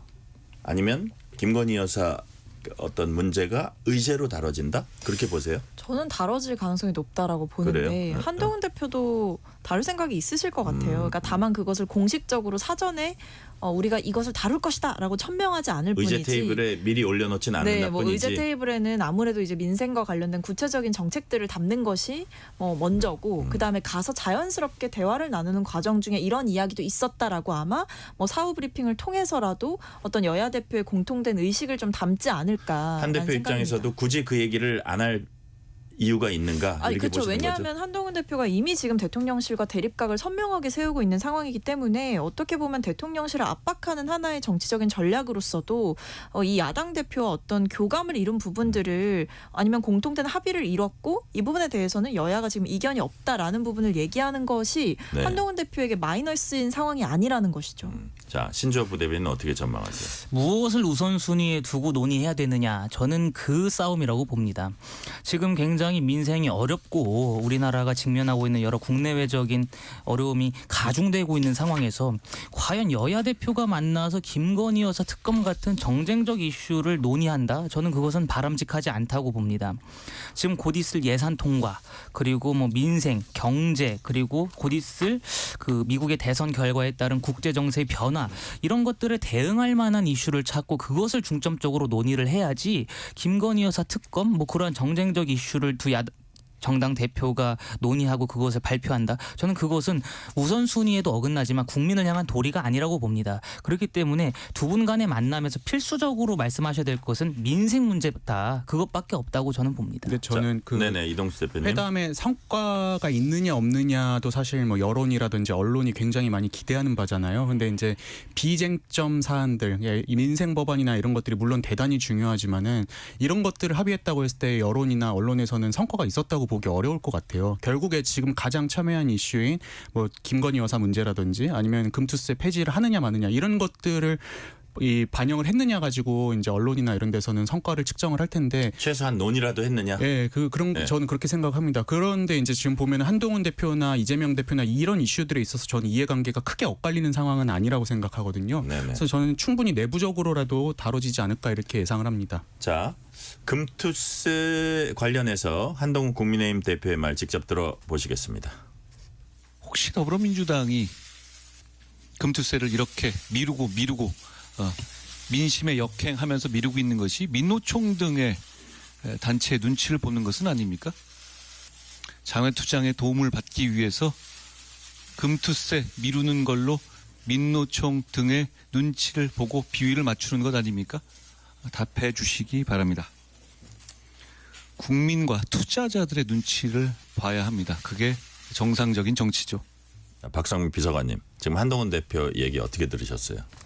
그때 뭐 이제 곧 만나실 건데 뭐 굳이 이렇게 뭐 민노총의 눈치를 본다느니 뭐 이렇게 직접 만나서 물어봐야 되나요? 얘기하시는 거는 뭐 저는 좀 과하다 이렇게 생각을 하고 아마 한동훈 대표 입장에서도 지지자들 중에는 이런 불만이 있다는 거 아닙니까? 왜 한동훈 대표가 자꾸 대통령 공격만 하고 이재명 대표랑은 안 싸우냐 이런 불만들이 있다는 거 아니에요. 아마 그러다 보니까 이제 민주당을 공격하는 하나의 수단으로 이 금투세를 활용하시는 것 같은데 사실 뭐 다 아시겠지만 이재명 대표의 입장은 은연중에 많이 나온 바가 있고 이 금투세와 관련해서 조만간 결론을 낼 것이다라는 이야기도 했기 때문에 그것이 뭐 여야 대표가 만났을 때가 계기가 될 수도 있고 아니면 그 외에도 이제 근명간에 근시일 내에 이제 이미 지도부에 위임이 된 상태이기 때문에 저는 결론을 곧 내릴 것이다. 그래서 이렇게까지 얘기하시는 것은 사실 지금 대통령과 대립각을 세우고 계시기 때문에 한동훈 대표의 어떤 자기 변명 같은 목소리다라고 생각합니다. 네. 자, 이동수 대표님, 네. 민생 의제 가운데 뭐 우리가 이제 뭐 아까 뭐 금투세는 얘기했고 예. 뭐뭐 있을까요? 또 의논한다면? 뭐 요즘 이제 TMF 사태에 관련해 가지고 온라인 플랫폼의 어떤 책임이나 의무를 좀 확대하는 뭐 그런 것들도 있을 것 같고요. 뭐 이제 재난지원금, 민생회복지원금 뭐 이런 것들도 앞으로 좀 계속 논의가 되지 않을까 이렇게 생각이 됩니다. 제일 큰 거는 또 의정 갈등, 의정 갈등, 이런 예, 그런 것도 부분도 있고요. 반드시 이제 논의가 될 것 같고, 자 신조 부대변님 어떤 아웃풋 그 결과물이 좀 있을까요? 저는 민생 현안에 있어서 좀 있을 것 같은데. 네, 저는 민생 현안에 있어서는 반드시 있어야 된다고 생각합니다. 예. 오늘 그렇지 않아도 이제 양당 원내 지도부가 여야 간의 공통 공약 협의회를 출범하면서 그 서명, 그러니까 합의문에 뭐라고 했냐면 양당 대표 간에 논의했었던 민생 사안들을 네. 적극적으로 추진하겠다 이렇게 지금 서명을 한 상황입니다. 네. 그렇기 때문에 양당 간의 그러한 조율과 합의가 있으려면은 기본적으로 양당 대표가 어떠한 점들에 있어서 공통된 의견을 냈는지가 필요하거든요. 저는 후속 조치를 위해서라도 이번만큼은 이재명 대표, 한동훈 대표 두 분께서 민생 문제에 있어서만큼은 좀 합의안을 도출하고 그것을 바탕으로 우리 국민들께서 더 나은 삶을 사실 수 있게끔 하는데 힘을 기울였으면 좋겠습니다. 나오리라고 좀 믿습니다. 나오리라고 공통 공약 협의 오늘 출범한 거잖아요. 네네. 그렇죠? 박성민 비서관님, 여기서 이제 민주당이 좀 특별히 꼽고 있는 어떤 의제랄까 현안들 어떤 게 있을까요? 대표적으로 두세 가지만 네, 말씀해 일단 주시면. 진성중 정책위 의장 발언을 소개해드리는 게 제일 정확할 것 같은데요. 일단 의제 제한 두지 말고 적극 논의해야 된다라고 이야기는 하셨습니다만 말씀하신 대로 그 앞서 얘기 나왔던 TMF 사태 재발 방지책 이 부분이 이제 핵심인 것이고 이외에도 뭐 농산물 가격 안정화 대책, 네. 뭐 요새 농산물 가격 얘기가 많잖아요. 예. 이런 부분들도 있고 배춧값 등. 네, 예, 그렇죠. 뭐 코리아 부스트업 관련 법안 아니면 대기업 소상공인 뭐 상생 협력 방안 이런 부분들도 논의가 됐으면 좋겠다라는 얘기를 했습니다. 네네. 자, 두 분 문자 좀 소개해 드릴게요. 이영규 님이 금투세 폐지하면 또 부족해지는 세수는 어떻게 메울 건가요? 지금도 적자라서 기금에서 꺼내 쓰는 상황인데 이런 말씀해 주셨고요. 1927님이 지금의 정치권 모습을 보면 우리나라에서 전쟁이 발생해도 정치권은 서로 싸우기만 할 것 같네요. 정치인분들 부끄럽지 않으세요? 이런 의견을 주셨습니다. 자, 오늘 국회 운영위원회는 운영 개선 소위를 열어서 특검법 규칙을 논의했습니다. 자, 박성민 비서관님, 그 박성준 의원이 대표 발의한 이제 특검 규칙 추천 규칙 개정안이죠. 이게 어떤 내용입니까? 그러니까 뭐 간단하게 말씀드리면 대통령 또는 대통령 가족이 어떤 위법한 행위로 수사 대상이 됐을 경우에는 대통령이 속했거나 속한 정당이 이 특검을 추천하지 못하게 한다라는 거죠. 네. 그러니까 뭐 국회 규칙 개정안을 발의한 건데요. 그러니까 이게 의도는 이런 겁니다. 대통령의 어떤 의혹이나 대통령 측근의 의혹 때문에 특검이 필요한 상황이다라고 했는데 이 부분을 뭐 대통령 측의 영향력이 당연히 가닿을 수 있는 곳에서 특검 추천을 한다라는 거는 말이 안 된다라는 거죠. 그리고 이미 뭐 지금의 특검법을 보면 기존에도 이미 여권 우위 구도가 형성되어 있는 건 아니냐라는 얘기가 좀 있었거든요. 왜냐하면 뭐 법무부 차관, 법원 행정처 차장, 대한변호사협회 회장 이분들이 이제 각각 한 명씩 추천을 할 수가 있고 더 나아가서 여야가 각각 2명 이렇게 추천을 하는 거기 때문에 앞에서 이제 언급됐던 분들 중에는 당연히 대통령의 영향력, 대통령의 인사권이 미칠 수 있는 분들이 있다 보니 이게 수적으로 보면 여권이 이제 우위인 거잖아요. 그래서 이 부분에 대한 문제가 지적됐다 보니까 이게 어떤 대통령의 영향력을 최소화하고 특검 선발 과정에서 공정성이 담보될 수 있는 보완 조치를 마련하자라는 게 의도입니다. 자, 지금 신주호 부대변인 지금 뭐 2대2 여야 같이 나누는 게 이제 되게 공정해 보이는데 민주당 측 얘기는 어쨌든 특검을 받는 사람이 영향을 미치면 안 되는 거 아니냐. 그러니까 여당이 빠져주는 게 맞는 거 아니냐 이런 얘기거든요. 어떻게 보세요? 민주당은 사실 이 비슷한 안을 이미 김건희 여사나 뭐 최상병 관련 특검에 넣어서 통과를 시켰었습니다. 그것을 재요구한 다음에 최종 부결이 된 상황이죠. 네. 근데 그것을 본인들이 일방적으로 추진한 특검 법안에 담았던 것으로도 모자라서 좀 국회 규칙을 개정하겠다라는 거 아닙니까? 지금 이거는 저기 거부권을 거치지 않는 거잖아요. 그렇죠. 네네. 이렇게 돼버리면은 지금 민주당은 전 솔직히 이런 말씀 드리고 싶어요. 나중에 본인들은 집권 안 할 것 같습니까? 결국에 민주당도 집권을 추구하는 수권 정당으로서 본인들이 집권했을 때 이 조항을 적용받게 됩니다. 그럼 그때는 어떤 얘기를 할 겁니까? 그리고 공무원을 임명하는 그 임명 권한은 대통령에게 있습니다. 이 규칙은 대통령의 인사권을 전면으로 위배하는 위헌적 요소가 다분해요. 그렇게 돼버리면 헌법과 그 국회 규칙이 맞붙으면 규칙이 질 수밖에 없습니다. 질 수밖에 없는 개정안을 계속해서 내놓으면서 이건 역시도 지금 정치 공세의 수단으로 삼으려고 하는 것 같은데 그러지 말고 차라리 여야 간에 합의해서 특검 추천하자 이런 식으로 입장 변화를 하기를 저는 촉구하고 싶습니다. 자, 다음 질문은 주제 바꿔서 이동수 대표께 드릴게요. 조국혁신당 조국 대표가 취임 100일 간담회에서 이제 탄핵 추진하겠다 이렇게 명확히 밝혔습니다. 윤석열 대통령에 대한 탄핵 소추안 작성하고 있다. 조만간 초안을 공개할 것이다 말했습니다. 이동수 대표님, 네. 이 시점에 탄핵 추진 명시화 네. 어떻게 보십니까? 근데 사실 이 시점이라고 하기에는 조국혁신당은 처음부터 선거 때부터 시작부터 이제 이거를 그렇긴 주장을 했죠. 했던 당이기 네네. 때문에 네. 이제 하던 대로의 어떤 행보를 걷고 있다 이렇게 생각을 하는데요. 네네. 근데 이제 우리가 뭐 예전에 초안지나 삼국지 이런 것들 보면은 전장에서 역할을 하는 건 장수지만 근데 천하를 통일하고 개국을 했을 때 역할을 하는 건 또 장수가 아니라 사실은 관료나 이런 학자들이 또 역할을 많이 했잖아요. 네네. 지금 조국혁신당도 그런 상황인 것 같습니다. 전장 그러니까 이제 그 선거 기간에는 탄핵이나 이런 것들이 먹혔지만 사실 지금은 이제 어떤 새로운 비전이나 아젠다를 제시를 해야 되는데 그걸 못 하고 있다 보니까는 지지율이 지금 예전만 못한 상황이라고 저는 보거든요. 그래서 이번 보궐선거에서도 예, 반영이 됐다고 그렇죠. 보는 거예요. 근데 물론 보궐선거는 전 구조적인 문제 탓에 조금 성과가 미진한 면은 있지만 전반적인 뭐 어떤 흥행이나 이런 데 있어서는 선거만 못한 게 사실이잖아요. 그래서 저는 조국혁신당이 물론 이제 원래 어떤 성격대로 이 캐릭터대로 이런 탄핵이나 이런 문제를 제기하는 것도 좋지만은 또 이제 민생 정책이나 이런 데서도 좀 목소리를 내줬으면 좋겠습니다. 네, 박성민 비서관님, 민주당의 스탠스는 어떤 거예요? 일단은 뭐 민주당 같은 경우에는 탄핵을 뭐 공식적으로 지금 얘기를 하고 있는 상황은 전혀 아니죠. 예. 다만 뭐 김건희 여사 문제와 관련해 가지고는 계속해서 강하게 대립각을 세우고 한동훈 대표라든지 대통령실을 향해서 전향적인 답변을 내놓아라라고 압박을 하고 있는 상황이기 때문에 네. 뭐 조국혁신당은 어떻게 보면 속도가 좀 빠르고 굉장히 그리고 색깔도 선명하고 이런 방식으로의 차별화를 꾀하고 있고 민주당은 뭐 집권 플랜 본부라던가 아니면 민생 정책 관련한 여야 협의를 강화한다던가 이런 방식으로 민생도 챙기고 뭐 김건희 여사 문제라던가 이런 부분들을 지적하는 어떤 투트랙 방식으로의 안정감 있는 정당으로서의 모습을 좀 보여주고 있는 것 같습니다. 네. 자, 신주호 부대변인 네. 그 야권에서 벌어지고 있는 뭐 민주당은 이제 명백히 그 당의 입장은 아니에요. 근데 이제 조국혁신당은 탄생부터 그랬듯이 네. 자 이제 탄핵 추진을 거듭 명시화하고 있습니다. 여기에 대한 이런 움직임에 대해서 지금 국민의힘은 어떻게 보고 있습니까? 저는 일단 민주당과 조국혁신당을 좀 분리해서 말씀드리고 싶은데요. 민주당이 지금 탄핵을 외치지 않았다라고 주장하는 거 아닙니까? 근데 동시에 대통령을 끌어내려야 된다. 이런 말이 공공연하게 나오고 있습니다. 그런데 대통령을 끌어내릴 수 있는 방법이 합법적인 수단이 탄핵 말고 뭐가 있습니까? 저는 민주당이 대통령을 끌어내리는 수단으로서 탄핵을 활용하지 않겠다라고 말한다면 더 큰 문제라고 봅니다. 그럼 내란 선동이라도 하겠다라는 겁니까? 구테타라도 일으키겠다라는 겁니까? 그러니까 전 차라리 민주당이 탄핵을 하겠다라고 명시적으로 고백하는 것이 좋다고 봅니다. 저는 그러니까 조국혁신당이 그동안에 민주당이 이중대인 줄 알았는데 지금 선명성 경쟁을 위해서 민주당의 선봉중대가 된 것 같습니다.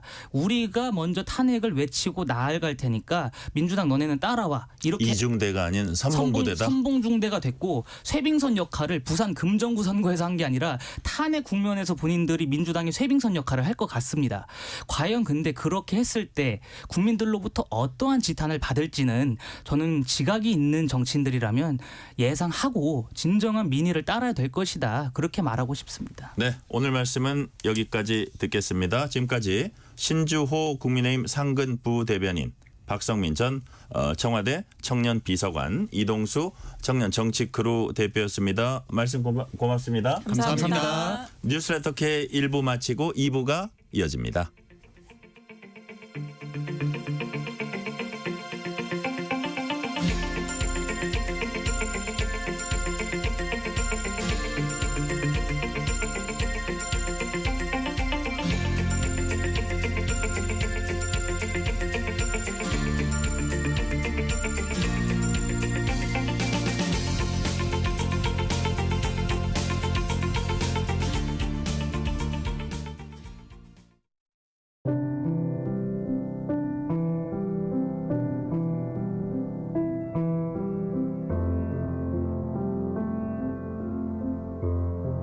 KBS 라디오 연중기획 희망충전 대한민국 610번째 이야기. 안녕하세요. 아나운서 유지원입니다. 용준이는 2살 때부터 고등학교 3학년이 된 지금까지 복지시설에서 자랐습니다. 5성급 호텔의 조리장을 꿈꾸며 요리를 공부하고 있지만 용준이 앞엔 넘어야 할 큰 산이 있는데요.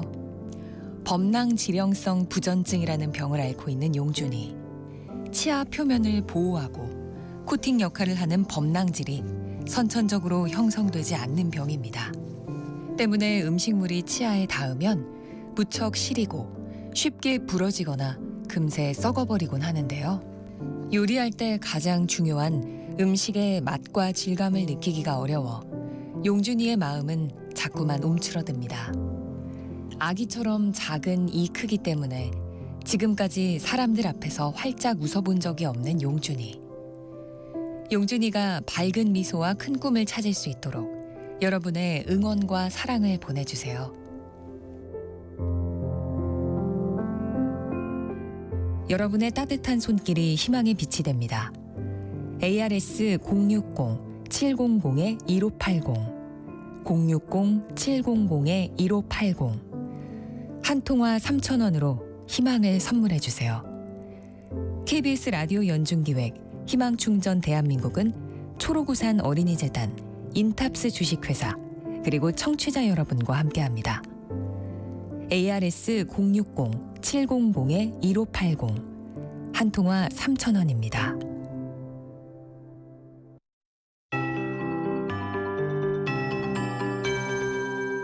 KBS 58분 날씨. 오늘 강원 동해안과 산지, 충북 경상권에 비가 내리겠습니다. 동풍의 영향을 받기 때문인데요. 오늘 밤에는 그치겠습니다. 강원 산지는 내일 새벽까지 조금 더 이어질 수 있겠고요. 또 오늘 밤부터 내일 아침 사이 전남 해안에 약간의 비가 뿌려지겠습니다. 내일은 오후까지 제주에 비가 5에서 40mm 정도 내리겠고요. 그리고 나머지 동풍의 영향을 받는 동해안을 위시한 이 동쪽 지역으로는 5에서 10mm 정도의 비만 내릴 것으로 보여집니다. 그리고 내일까지는 하늘 바탕이 흐리겠습니다. 모레는 맑은 날씨가 되면서 일교차가 매우 크게 벌어지겠습니다. 아침 기온이 10도 안팎으로 이날은 매우 쌀쌀할 걸로 보여집니다. 내일 새벽까지 강원 산지는 낮은 구름대의 영향으로 가시거리 200m 미만의 짙은 안개 끼는 곳이 있겠습니다. 오늘은 경상권 해안을 중심으로 내일은 남해안과 제주에 바람이 강하겠습니다. 안전사고에 유의하셔야겠습니다. 당분간 제주 해안에 또 내일까지는 강원 동해안과 경상권 해안에 너울성 파도가 높은 거 주의해 주시고요. 해상으로는 동해와 남해 동부 먼바다, 부산 앞바다, 거제시 동부 앞바다 등의 풍랑특보 발효 중입니다. 내일은 남해와 또 제주 해상의 물결이 최대 3.5m로 높게 일겠습니다. 내일 아침 기온 서울 12도 등 8에서 16도, 낮 기온 서울 18도 등으로 예상됩니다. 지금 서울의 기온 12도입니다. 강혜종입니다.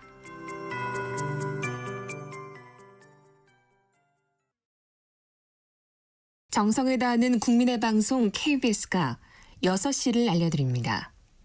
AM 711kHz, FM 97.3MHz, KBS 1라디오입니다.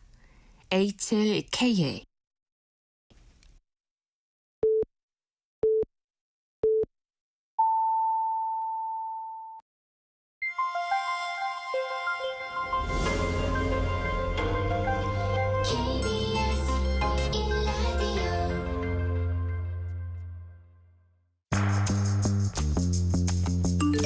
여러분은 지금 퇴근길 시사편지 한 장, KBS 1라디오 뉴스레터 K를 듣고 계십니다.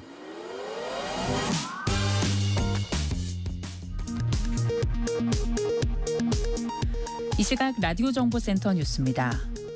북한의 러시아 우크라이나 전쟁 파병과 관련된 대북 정책을 두고 이재명 더불어민주당 대표는 정부가 전쟁을 획책할 게 아니라 민생을 챙겨야 한다고 강조했습니다. 한동훈 국민의힘 대표는 민주당이 비판의 화살을 정부와 국민의힘에 돌리고 있다고 비판했습니다. 국민의힘과 더불어민주당이 반도체, AI, 저출생 등 민생 과제를 함께 논의하는 민생 공통공약 추진협의회를 꾸렸습니다. 여야 대표가 이런 내용에 합의한 지 약 2달 만입니다. 북한이 우리 측 무인기가 백령도에서 출발했다고 주장한 것과 관련해 군 당국은 그들의 일방적인 주장일 뿐이라며 확인하거나 대꾸해줄 가치가 없다고 말했습니다. 올해 30조 원 가까운 세수 결손이 예상되는 가운데 정부가 모자란 돈 중 절반가량은 기금에서 빌리고 지자체와 교육청에 내려보낼 돈도 줄이겠다고 발표했습니다. 일본 집권자민당과 연립여당 공명당이 어제 치러진 일본 중의원 선거에서 15년 만에 과반 의석 확보에 실패하며 일본 정계가 격변의 소용돌이에 휩쓸리게 됐습니다. 이시바 일본 총리는 중도 퇴임을 사실상 거부했습니다. 지금까지 라디오 정보센터 뉴스 편유희였습니다.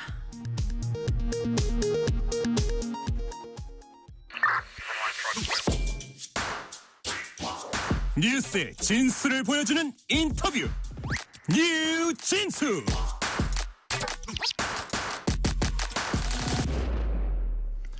미국에선 현지 시각 다음 주 화요일 차기 대통령 선거가 치러집니다. 집권 민주당 카멀라 해리스 부통령과 공화당 도널드 트럼프 전 대통령이 막판까지 엎치락 뒤치락하면서 막판 표심 흐름에 세계가 주목하고 있습니다. 미국 현지에 계신 김동석 미주 한인 유권자 연맹 대표 전화 연결해서 선거 전 막판 상황 알아보겠습니다. 김동석 대표님 안녕하세요. 네, 안녕하세요. 대표님, 서울은 지금 저녁 6시인데 미국은 지금 새벽 이른 시간이죠? 네, 아침 5시입니다. 새벽 5시요. 아이고, 그럼 오늘 적어도 새벽 4시에는 일어나셨겠네요. 아이고, 이거 참 송구스럽고 감사드립니다. 네. 시간을 되짚어 보면은 바이든 대통령 후의 대선 후보 중도 하차 이후에 해리스 부통령이 이제 TV 토론 때까지 상승세가 좋았습니다. 최근엔 트럼프 전 대통령의 뒷심이 발휘되고 있다 이런 얘기들이 나오는데 맞습니까? 예. 참 이번 선거 굉장한 일들이 있었죠. 네네. 현직 대통령이 후보 사퇴하고 더구나 그 한번 대통령을 했던 트럼프 공화당 후보는 또 그 총격 사건, 네. 얼굴에 총까지 맞고 이러면서 정말 많은 그 관심을 끌어일으키고 뉴스에 아주 초점되고 저도 한 7번 대통령 선거를 치르는데 이번만큼 이번만큼 관심사항이고 사실 미국의 선거가 일반 시민들한테 이렇게 크게 대통령 선거라 하더라도 이렇지는 않았는데요. 네네. 말씀하신 것처럼 그 후보 사퇴하고 그 다음에 카멜라 해리스가 부통령이 후보가 된 다음에 굉장히 어려웠었습니다. 그런데 예. 워낙 양쪽 후보 비호감이 높았었죠. 네네. 왜냐하면 바이든 대통령 사퇴할 수밖에 없을 것까지 인기가 없었고 그 다음에 트럼프는 이미 한번 겪어봤고 부동층들이 뭔가 새로운 리더십에 대한 이런 열망이 너무나 많다라는 조사가 계속 되고 오다가 카멜라 해리스를 바꿨는데 그렇기 때문에 주목도가 높아졌죠. 그렇죠. 그거를 잘 살려서 8월 6일 이렇게 8월 초순까지 잘 살려서 지지세를 올려가지고서 한 평균 지지율 한 5 내지 6% 훨씬 이제 역전을 했습니다. 네. 근데 그 전당대회를 거치고 9월 10일이 이제 처음으로 카멜라 해리스하고 트럼프가 후보 토론회를 했죠. 그렇죠. 거기에서 정점을 찍고서 해리스가 이제 대통령이 되는 거 아닌가 그러다가 그때까지의 지지율에서 정체가 되고서 트럼프가 치고 올라왔습니다. 사실 보면은 트럼프가 그 후보 토론회 때 오하이오의 스프링필드라는 그런 도시에 이민자 그룹들이 이 애완견을 잡아먹는다 별 말 같지 않은 얘기들을 엄청 쏟아붓기 시작했습니다. 네, 그래서 카멜라 해리스가 등장하고 나서 이 선거판의 헤드라인에서 잠시 사라졌던 트럼프가 막말로 인해서 이제 등장하면서 선거를 주도해 나가고 하면서 9월 한 20일서부터 상승세를 만들어서 지금 한 일주일 남겨놓고서 거의 완벽하게 전국적인 것도 그렇고 네. 경합 지역도 그렇고 양 후보가 동률입니다. 지지율이. 초접전이네요. 상승세는 분명 트럼프고 네. 아주 초접전입니다. 자, 트럼프 상승세의 초접전이다. 자, 미국 대선은 선거인단 뽑는 간접선거입니다. 7개 경합주가 승부처다. 그러니까 이제 정설입니다. 그런데 이번 승패는 특히 펜실베니아주가 결정한다 관측 나옵니다. 왜 그렇습니까? 펜실베니아가 2012년 이후서부터 굉장히 양당이 그 경합 지역이 됐습니다. 네. 2016년에는 0.7%로 이겨서 트럼프가 대통령이 됐고 네. 2020년 4년 전에 한 1% 남짓 바이든 이겨가지고 대통령이 겨우 된 거죠. 네. 이번에도 지지율 보면 아주 초박빙입니다. 그리고 경합주 7개 중에 대통령 선거인단이 19명으로 가장 높습니다. 네. 그다음이 트럼프가 우세한 남부 지역의 애리조나라든지 조지아, 노스캐롤라이나.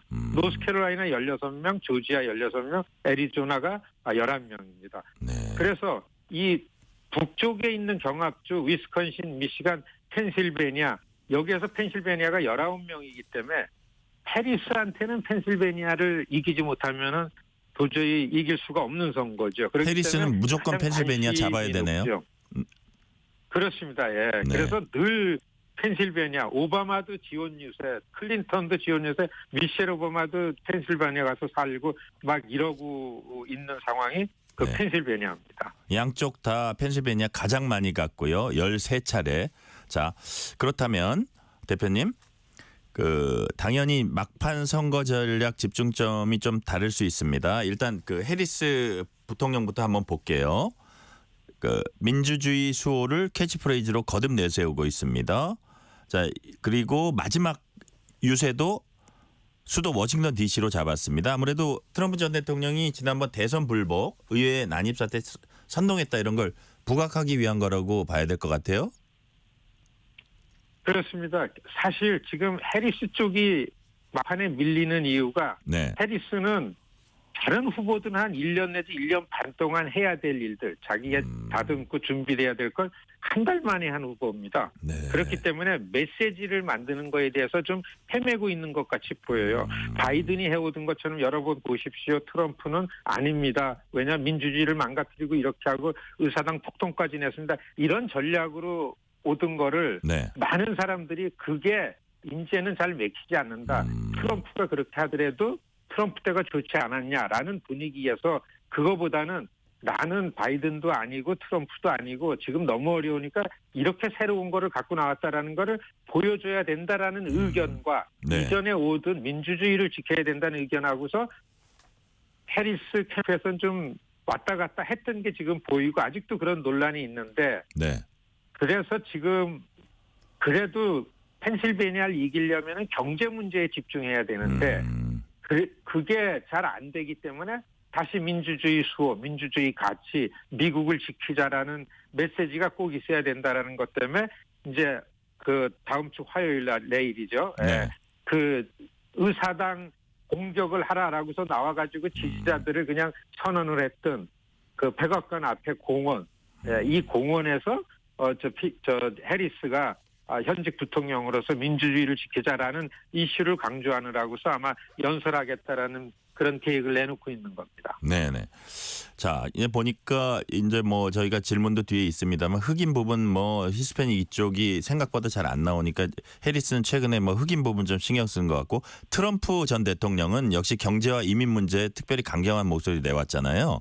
특히 외국 반도체 기업에 대한 관세 혜택 없애겠다. 이게 이제 막판 지지층 결집 효과를 이제 노리는 것 같은데 이런 게 미국민들에게 잘 먹혀 들어갑니까? 사실 지금 선거는 네. 말씀하신 것처럼 7개 경합주에서만 치러지고 있다고 해도 틀린 말이 아닙니다. 네네. 이 전체 선거인데 네네. 이 경합주 지역에서 가장 경합이 되는 거는 경제 문제 때문에 그렇죠. 특히 중서부 네. 러스트벨트라 그러는 미시간, 위스콘신, 펜실베니아가 좀 그렇습니다. 네네. 조지아와 애리조나, 네바다 같은 데는 이민 문제고요. 지금 미국 선거는 경제와 이민 외에는 잘 보이지가 않습니다. 경합 지역에서요. 경제 문제에 있어서 아메리카 퍼스트, 미국이 어렵다. 그러니까 미국이 왜 이렇게 어려워졌냐라는 거를 계속 쉽게 얘기하는 거는 트럼프였었습니다. 네네. 그렇기 때문에 경제 이슈 중에서 트럼프 말에 주목을 할 수밖에 없는 게 미국이 다른 나라들한테 이렇게 많은 일자리도 뺏기고 이런 그 미국이 이 포용 정책 때문에 경제에 있어서도요. 무역을 이렇게 허용했기 때문에 그래서 관세라든지 그다음에 일자리라든지 그다음에 제조업을 갖고 온다라든지 이런 것들은 아직 미국 유권자들한테 굉장히 민감하죠. 한국은 돈이 많다 이런 얘기도 계속 하더라고요. 그렇죠. 한국, 일본, 네. 중국 이렇게 잘 살게 된 거 미국이 여기에다 뺏겼다. 이게 팽배된 분위기입니다. 역시 이번에도 트럼프는 그런 이야기를 가지고서 경합 지역에 조용했던 백인 유권자들을 몰고 다닌다. 이렇게 네. 보는 게 맞습니다. 자, 이제 또 하나 우리가 좀 주목하고 있는 게요. 대표님, 트럼프 진영이 아마 기대하고 있는 바일 겁니다. 샤이 트럼프라 불리는 이제 투표층입니다. 8년 전 힐러리 클린턴하고 붙었을 때도 그 사전 여론조사가 무색할 만큼 이제 샤이 트럼프 표가 무더기로 쏟아져 나왔습니다. 자, 8년이 지난 지금도 상대 후보가 여성입니다. 이 부분을 우리가 좀 주목해 봐야 할까요? 그렇죠. 왜냐하면은 사실 카멜라 해리스가 역전을 해가지고 이제 되겠다라고 이기려면은 트럼프에 비해서 네. 특히 경합 지역에서는 5 내지 6% 이상은 지지율 조사에서 앞서야만 이깁니다. 왜냐하면은 이 펜실베니아, 미시간, 위스콘신 네. 그리고 노스캐롤라이나 같은 데가 이 샤이 트럼프가 많기로 유명한 데입니다. 숨어 있는 표가 기본적으로 많은 데네요. 그렇죠.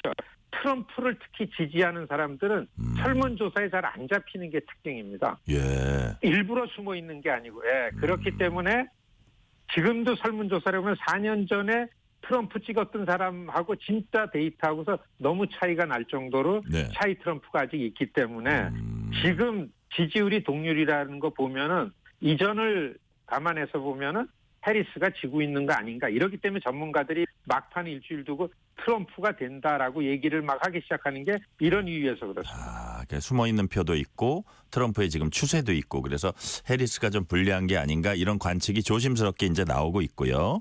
자, 그러다 보니까 지난 대선 트럼프 바이든 맞붙은 지난 대선 역대 가장 많은 투표자 수 기록했다고 하는데 이번에 만약에 역대급 투표율이 나오면 누구에게 유리할까요? 그거는 봐야 되나요? 트럼프에게 유리할까요? 보통 미국에서도 투표율이 높다 하면은 좀 리버럴한 민주당이 네. 유리하고 민주당이 이겼었습니다. 네네. 말씀하신 것처럼 4년 전이 역사상 제일 투표율이 높았습니다. 그럴 수 있었던 거는 모든 유권자들이 우편으로 투표를 했었습니다. 네. 팬데믹이기 때문에. 그래서 저도 이미 이번에도 우편으로 투표를 저는 했는데 우편으로 투표가 4년 전에 비해서 절반 정도밖에 못 할 수가 없습니다. 각 주별로 4년 전엔 팬데믹이기 때문에 임시였기 때문에 그런데 그것 때문에 부정으로 내가 졌다라고서 불복한 게 트럼프인데 이번에는 전략적으로 트럼프가 경합 지역에서 여러분 우편으로도 좀 하세요. 사전 투표하세요 하고 굉장히 강하게 캠페인을 해가지고 조기 투표, 사전 투표라고 미리 투표하는 이 투표자 수가 굉장히 높은데 지금 나오는 걸로 보면은 오늘까지 사전 투표장에 온 거는 트럼프 쪽이 망하는 걸로 나오기 때문에 투표율 갖고 어디가 유리하다고 얘기하기는 굉장히 어려운 상황이 된 거죠. 그러니까요. 말씀하신 트럼프 쪽이 대로. 유리하지 않나. 이렇게 보여집니다. 자, 일단 그리고 또 한 가지 우리가 주목해 보는 게 히스패닉, 그다음에 흑인 유권자들 이게 해리스에게 상당히 유리할 거다 이렇게 생각을 했는데 생각보다는 그렇지가 않아요. 왜 해리스에 대한 히스패닉 또 흑인 지지가 예상보다 낮다고 보세요? 기억해보면 4년 전에 선거판에 블랙 라이브스 매터라고서의 흑민권운동이 들불처럼 일어나는 상황에서 투표를 했죠. 사건이 큰 사건이 몇 개 있었죠. 그렇죠. 흑인 민권운동 안에 모든 히스패닉, 아시안, 블랙 표가 다 직결돼 있었습니다. 그때 그 표가 트럼프에 비해서 바이든한테 다 몰아줬기 때문에 바이든이 억지로 이긴 겁니다. 그런데 그러고 나서 바이든이 공약을 했어요. 남미계들한테는 이민 문제 잘 풀겠다 당신들 위해서. 블랙들한테는 투표하기 쉽게 지금처럼 다 풀겠다 공약을 했는데 이게 된 게 하나도 없습니다. 그래서 그때의 지지층들 남미계, 블랙들, 아시안계가 많이 이탈을 한 거죠. 등을 이거를 돌렸다. 카멜라 해리스가 다시 부여잡아야 되는데 시간상 아직까지 그 표심에 연결되지 않기 때문에 그때만 못하기 때문에 지금 이러한 전문가들 얘기가 나오는 겁니다. 마지막에 이게 지금 한 열흘도 안 남았는데 이거를 뾰족한 수가 있나 싶은데 그렇기 때문에 막 오바마니 뭐 비욘세니 뭐 이런 그 연예인들까지 총동원돼서 아마 호소를 할 겁니다.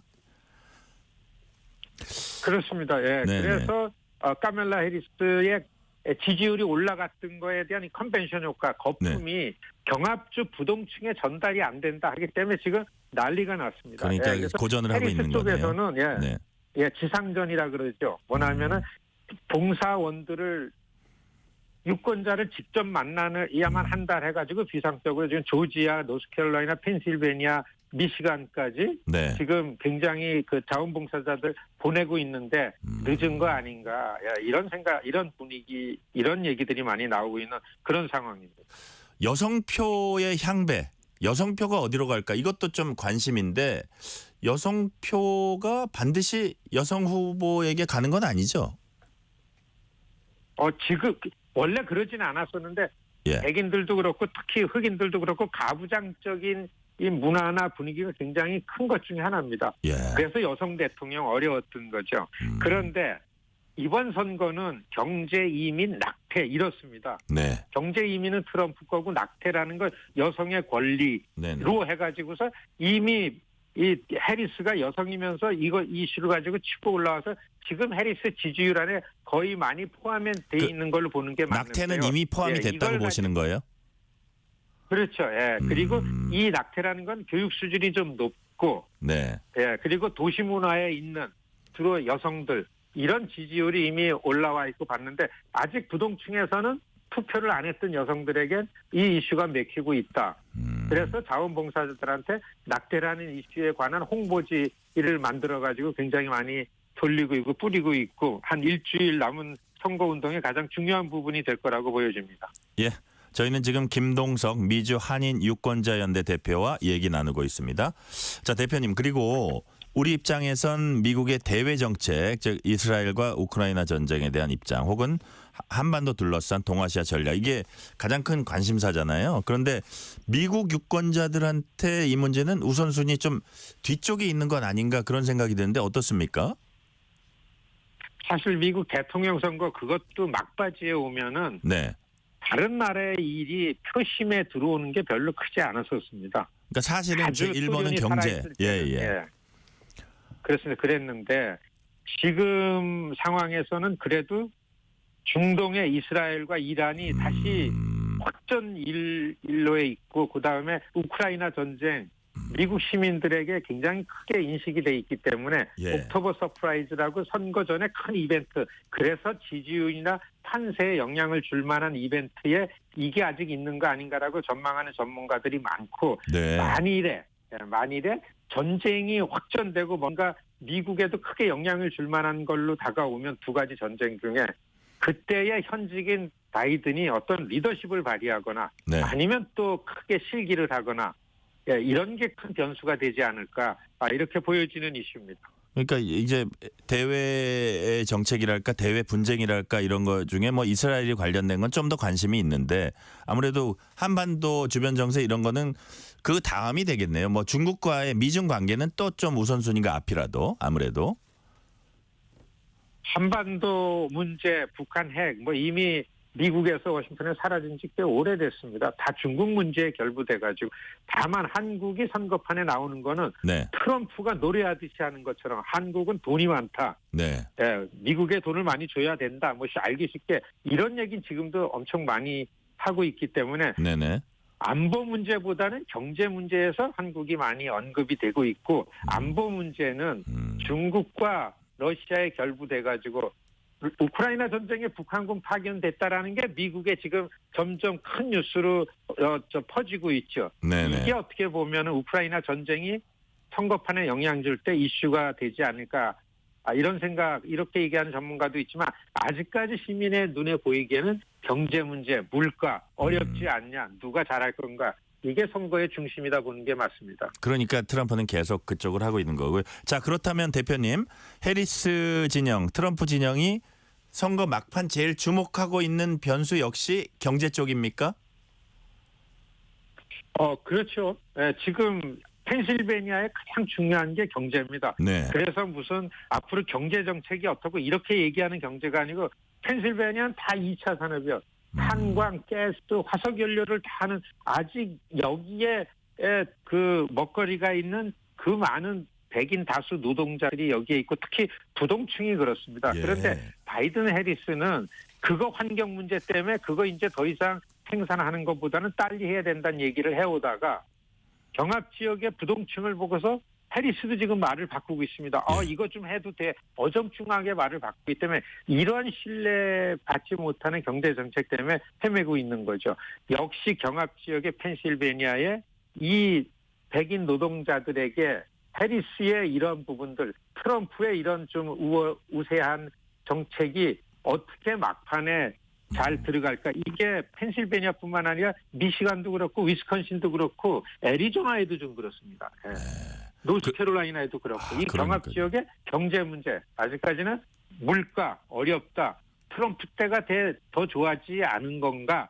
라는 이런 그 분위기의 선거기 때문에 네네. 그게 거의 전부다 해도 틀리지 않는다, 이렇습니다. 아울러서 지금 대표님 말씀하신 것과 관련해서 트럼프는 또 규제 철폐, 규제 완화도 계속 강조를 했어요. 기업들이 솔깃할 만한 그런 부분들도 아마 영향을 미치지 않을까 보고, 다음 질문 한번 드려볼게요.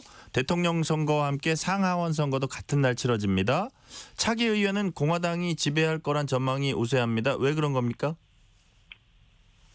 지금 그 공화당 상하원 양원제에서 상원은 지금 거의 동수에서 약간 우세하기 때문에 민주당이 다수당인데 네. 이번 선거에서는 민주당 쪽에 임기가 끝나는 사람들이 많기 때문에 그렇기 때문에 자리 이동이 많이 되죠. 그리고 지금 상황을 보면은 100명 중에 51명이 공화당 안정지역이고 44명이 민주당 안정되고 5명을 누가 많이 갖고 오느냐인데 역시 뭐 다수당은 공화당이 가고 상원은 민주당에서 공화당으로 바뀌는 건 이미 기정사실이고 네. 하원도 지금은 이제 공화당이 다수당인데 아슬아슬하게 다수당이죠. 예. 안정된 지역을 보면 192가 민주당이고 201이 공화당입니다.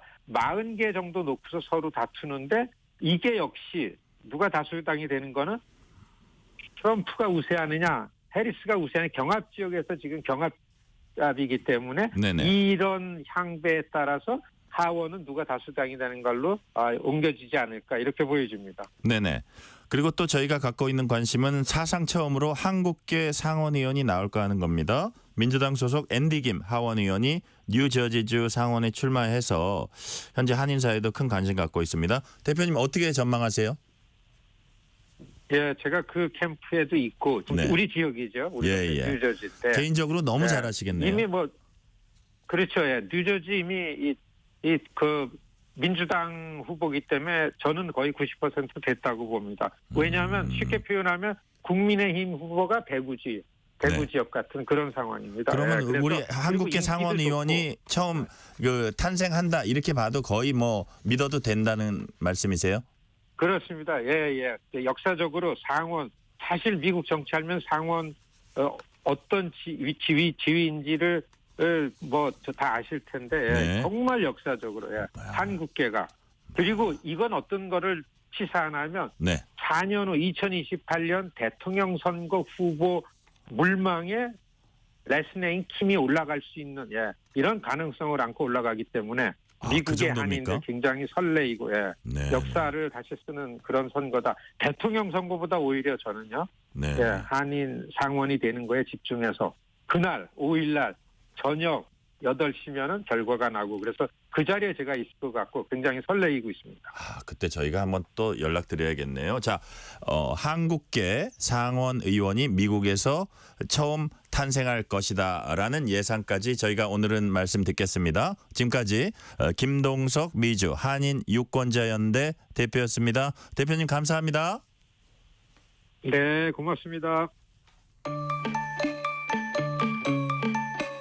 퇴근길 당신과 함께 읽는 세상 이야기 KBS 1라디오 뉴스레터 K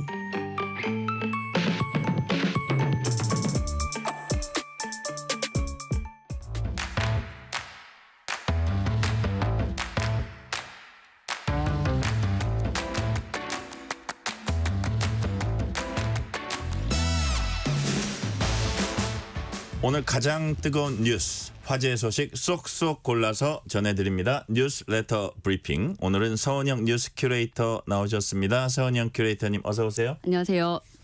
먼저 북한군 파병 소식입니다. 러시아 전장에 파병된 북한군 병사들이 민간 트럭을 타고 최전선으로 가고 있는 것으로 전해졌습니다. 우크라이나 현지 매체 보도였죠? 네, 그렇습니다. 이 우크라이나 국방부 정보총국이 이제 러시아 장교들의 통신을 감청해서 얻은 정보인데요. 이 북한 지원군을 받는 것으로 알려진 이제 제810 독립해병여단 장교들이 경찰들과 나눈 대화를 감청한 겁니다.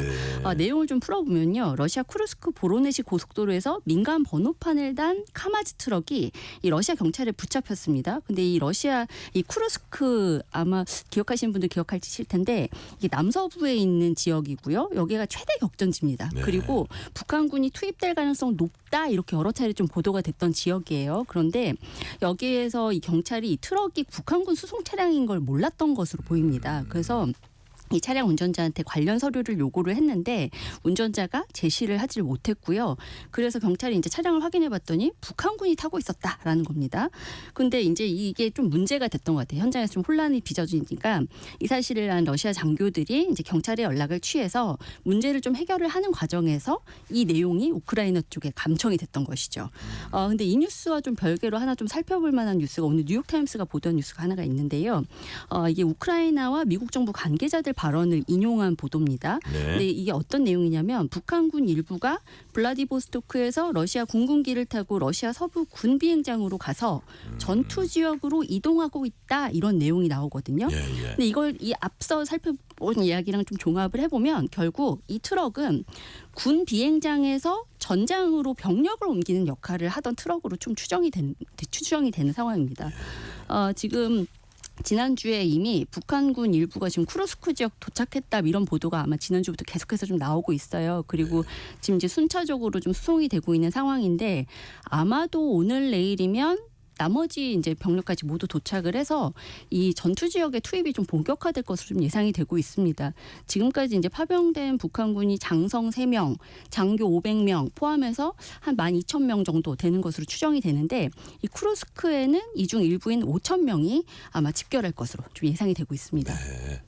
자, 김정은 국무위원장 군부 측근이 북한군의 현지 총책임자 자격으로 러시아에 입국했다. 이런 보도도 나왔어요. 네, 맞습니다. 그러니까 군부 측근 중 한 명인데요. 김영복 조선인민군 총참모부 부총참모장입니다. 우리나라로 치면 이 합동참모본부 차장 정도의 지위라고 이해하시면 될 것 같은데요. 러시아군이 이제 작성한 파견 북한군 간부 명단이 있었는데 이걸 이제 우크라이나 쪽에서 입수를 한 모양입니다. 네. 근데 거기에 이제 명단이 쭉 있었는데 가장 위에 이 김 부총참모장이 있었던 거예요. 그래서 이걸로 딱 봤을 때 여기 이 사람이 러시아에 파견돼서 총책임자 역할을 할 것으로 파악이 된다. 이런 내용들이 나온 겁니다. 최근에 보면 이 사람이 이렇게 옆에서 수행하는 맞습니다. 사진들이 많았어요. 네네, 기억하시네요. 그 사람 맞죠? 맞습니다. 예, 네. 예. 그래서 이번에 이제 현장에 간 게 어떤 의미일까 뭐 이런 이야기들 좀 많이 나오는데 이게 그만큼 이제 북한이 이게 북러 이 군사 협약에 상당히 좀 무게를 싣고 있다. 이런 걸 좀 보여주기 위한 차원이라고도 해석할 수 있을 것 같고요. 아무래도 지금 이제 북한군 좀 실전 경험이 없기 때문에 이 김 부총 참모장이 현장에서 좀 동기부여도 하고 이제 러시아군이랑 작전권 같은 것도 좀 협의하는 과정에서 아마 역할을 할 것으로 보인다 이런 보도가 좀 나오고 있습니다. 근데 지금까지 이 북한에서도 계속 이제 얘기를 했던 게 이게 최정예 부대원들이 이제 이 파병이 되는 것이다라고 이야기를 했었거든요. 그런데 이거랑 좀 정반대되는 내용의 보도가 오늘 하나 나왔어요. 월스트리트 저널 보도인데요. 러시아에 파병된 북한군이 최정예가 아니라 10대에서 20대 초반의 신병의 가능성이 높다 이런 분석이 나온 겁니다. 근데 게다가 이제 이들에 대해서 어떻게 이야기를 하냐면 왜소한 좀 체구가 상당히 이제 좀 눈에 띄는데 이걸 좀 봤을 때 북한 전역에 만연한 영양실조를 좀 보여준다 이런 분석도 좀 나왔어요. 근데 이게 참 여러 군데서 좀 이런 우려를 하고 있긴 합니다만 결국엔 총알바지 목적으로 상당히 이제 이 전투 경험도 없는 병력들을 지금 현장에 보내고 있는 것이 아니냐 이런 우려를 좀 나올 수밖에 없는 분석인 것 같아요. 그리고 이제 북한군의 역할이 지금 현재로서는 그러니까 김용현 장관의 총알바지 그 발언과 약간 이제 오버랩이 되는 맞습니다. 그런 지점이라 이거죠. 맞습니다. 네. 그리고 이제 지금 북한군 역할이 무엇이냐? 일단은 1차적으로는 이제 쿠르스크 일부를 이제 점령한 우크라이나군을 몰아내는 것이고요. 또 상당수 병력은 좀 우크라이나 동부에도 배치된다는 이 분석도 있어요. 그래서 이게 아무래도 혹독한 추위가 이제 곧 다가올 텐데 그 전에 우크라이나 영토를 좀 점령하는 데 활용될 것이다. 이런 예상도 나오고 있습니다. 자, 그렇다면 우크라이나도 북한군 참전에 대비하고 있죠? 그렇습니다. 우선 심리전에 좀 일찌감치 착수했는데요. 이게 북한군 투입이 본격화되면 전선에 이제 한국어 전단을 좀 이제 배포를 해서 적극적으로 좀 투항해라. 뭐 이런 좀 촉구를 할 계획이라고 합니다. 그리고 지금 텔레그램에 이미 좀 한국어로 된 영상을 좀 게재해 놓은 상황이에요. 그래서 이 북한군이 직접 보고 좀 동요할 수 있게끔 이제 그런 내용의 좀 영상이 이미 게재가 돼 있고요. 북한군 포로 확보에 대비해서 한국어로 좀 신문할 수 있는 매뉴얼도 이미 좀 만들어 뒀다고 합니다. 네, 말씀하신 대로 이제 북한군 전장 투입이 임박하니까 우리 정부 역시 대응 방안 마련하고 있습니다. 어떤 준비하고 있습니까? 일단 우리 정부는 지금 북대서양 조약기구 그러니까 나토 그리고 미국과 대응 논의에 좀 속도를 내고 있습니다. 일단 오늘 우리 정부 대표단이 벨기에 나토 본부로 가서 이 북한군 파병 동향을 좀 살피고요. 대응 방안을 좀 논의할 예정인데요.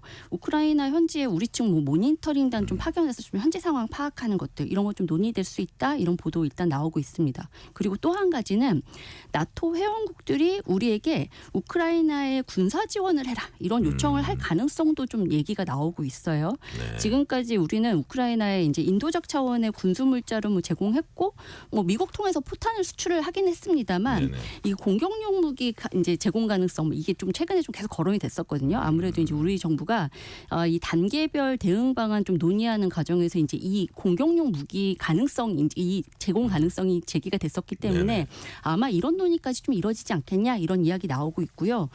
오늘 30일에는 지금 미국 워싱턴에서 한미 안보 협의 회의가 열립니다. 여기에서는 이제 한미 국방장관, 국방 외교 당국자들이 일단 모여서 대응 방안 논의할 텐데 이런 과정 통해서 우리의 대응 방안도 좀 구체화될 것으로 보입니다. 우리 대응 방안 관련해서 윤석열 대통령이 입장을 냈어요? 네, 일단 오늘 한덕수 국무총리 주례 회동에서 윤 대통령이 좀 당부의 말을 전했는데요. 우크라이나 중동 지역 등 최근 고조되고 있는 지정학적 리스크와 대외 경제 불안 요인에 대한 관리에 만전을 기하라 이런 지시를 내놨습니다. 네네. 자, 이번엔 어제 치러진 일본 중의원 선거 소식입니다. 집권 자민당이 과반 의석 확보에는 이제 실패를 했습니다. 충격적인 패배죠. 네, 이게 참패.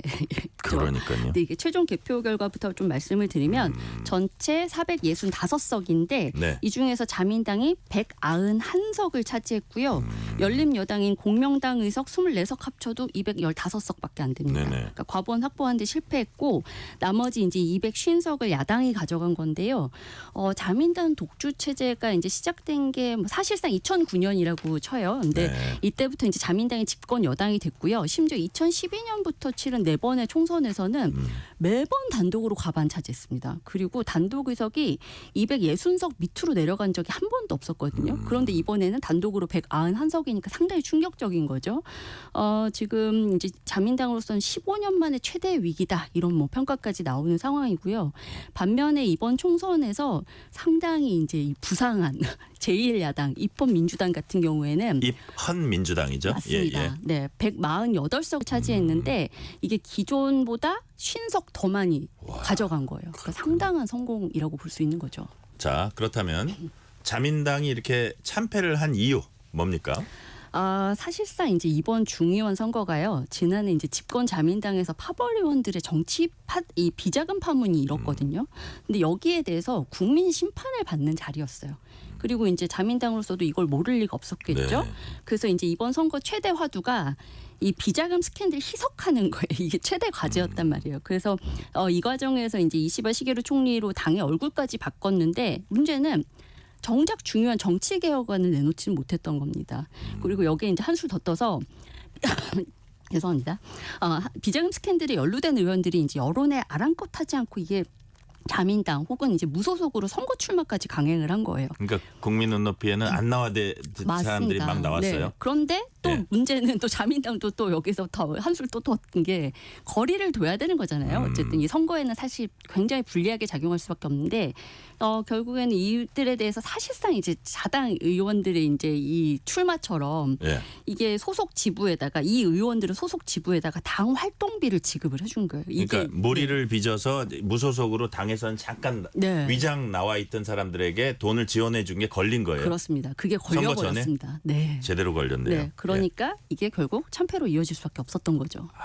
이게 뭐 여러 가지 정치 개혁안도 내놓지 못한 데다가 그런 악재까지 또 겹쳤군요. 자, 그렇다면 지금 이시바 총리 이제 취임한 지 제가 기억하기로는 한 달도 안 된 걸로 알고 있는데 맞습니다. 아무래도 이렇게 참패를 하다 보면 이시바 총리 사퇴론이 불거지고 있을 것 같아요. 네, 이게 선거 결과가 이제 딱 최종으로 나오기도 전에 사실 이제 출구조사 결과에서 이미 좀 어느 정도 윤곽이 나왔어요. 네네. 그래서 이제 참패가 예견이 되니까 그때부터 바로 이시바 총리 사퇴론이 좀 거론이 됐어요.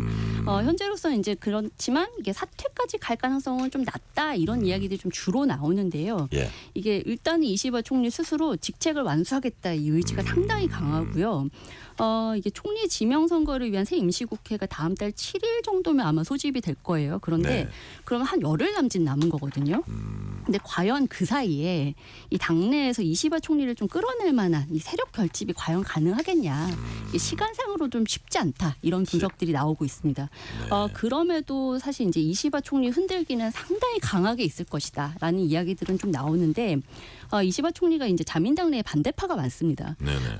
일단 뭐 지난달 자민당 총재 선거에서 막판까지 경쟁했던 이제 다카이치 사나의 전 경제안전보장 담당 상이 있고요. 그리고 또 이제 고 아베 신조 총리의 파벌인 이른바 구 아베파도 있어요. 그러니까 이 구 아베파 같은 경우에도 이시바 총리 지지 세력과 좀 날을 세워왔거든요. 그래서 이들이 심지어 힘을 합쳐가지고 만약에 이시바 총리 흔들기를 나선다면 상당히 쉽지 않은 전국이 이어질 것이다. 이런 이야기들이 나옵니다. 한편으로 보면은 사실 영원한 비주류 이시바 총리가 된 거였는데 네. 자, 이 사람들이 기존의 어떤 기득권을 가졌던 계파들이 흔든다면 과연 그 일본 국민들이 자민당에 대해서 어떻게 생각할지 맞습니다. 그런 부분도 참 그 예상이 되네요. 자, 오늘 말씀은 여기까지 듣겠습니다. 지금까지 서은영 뉴스 큐레이터였습니다. 말씀 감사합니다. 감사합니다.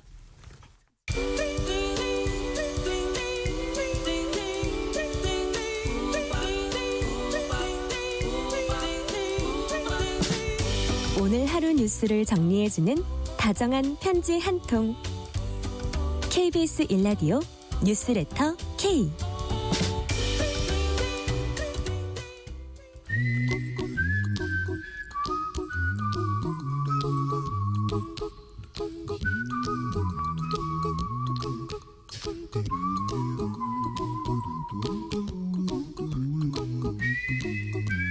돈 걱정, 경제 걱정, 미래 걱정, Don't worry.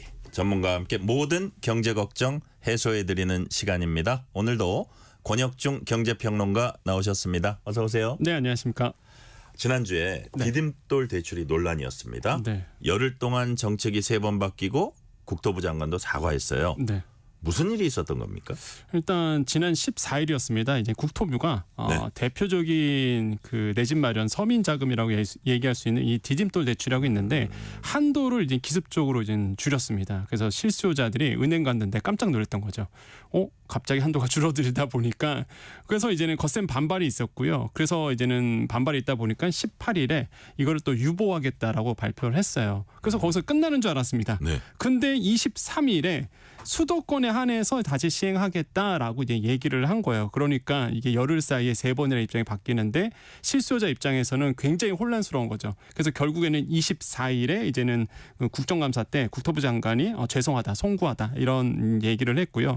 빠른 시일 내에 이제 발표를 하겠다라고 이제 얘기를 하고 있는데 충분히 사실상 준비 없이 시장에 던졌다가 사실상 뭐 시장에서 굉장히 혼란함을 이제는 안겼죠. 그래서 시장에서 가장 싫어하는 게 불확실성인데요. 그렇죠. 뭐 왔다 갔다 하면은 사실상 시장이 좋아할 리가 없고요.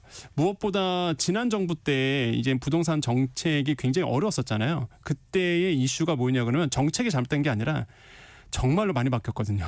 그러니까 시장의 신뢰를 잃어버리면 정부의 발표를 믿지를 않습니다.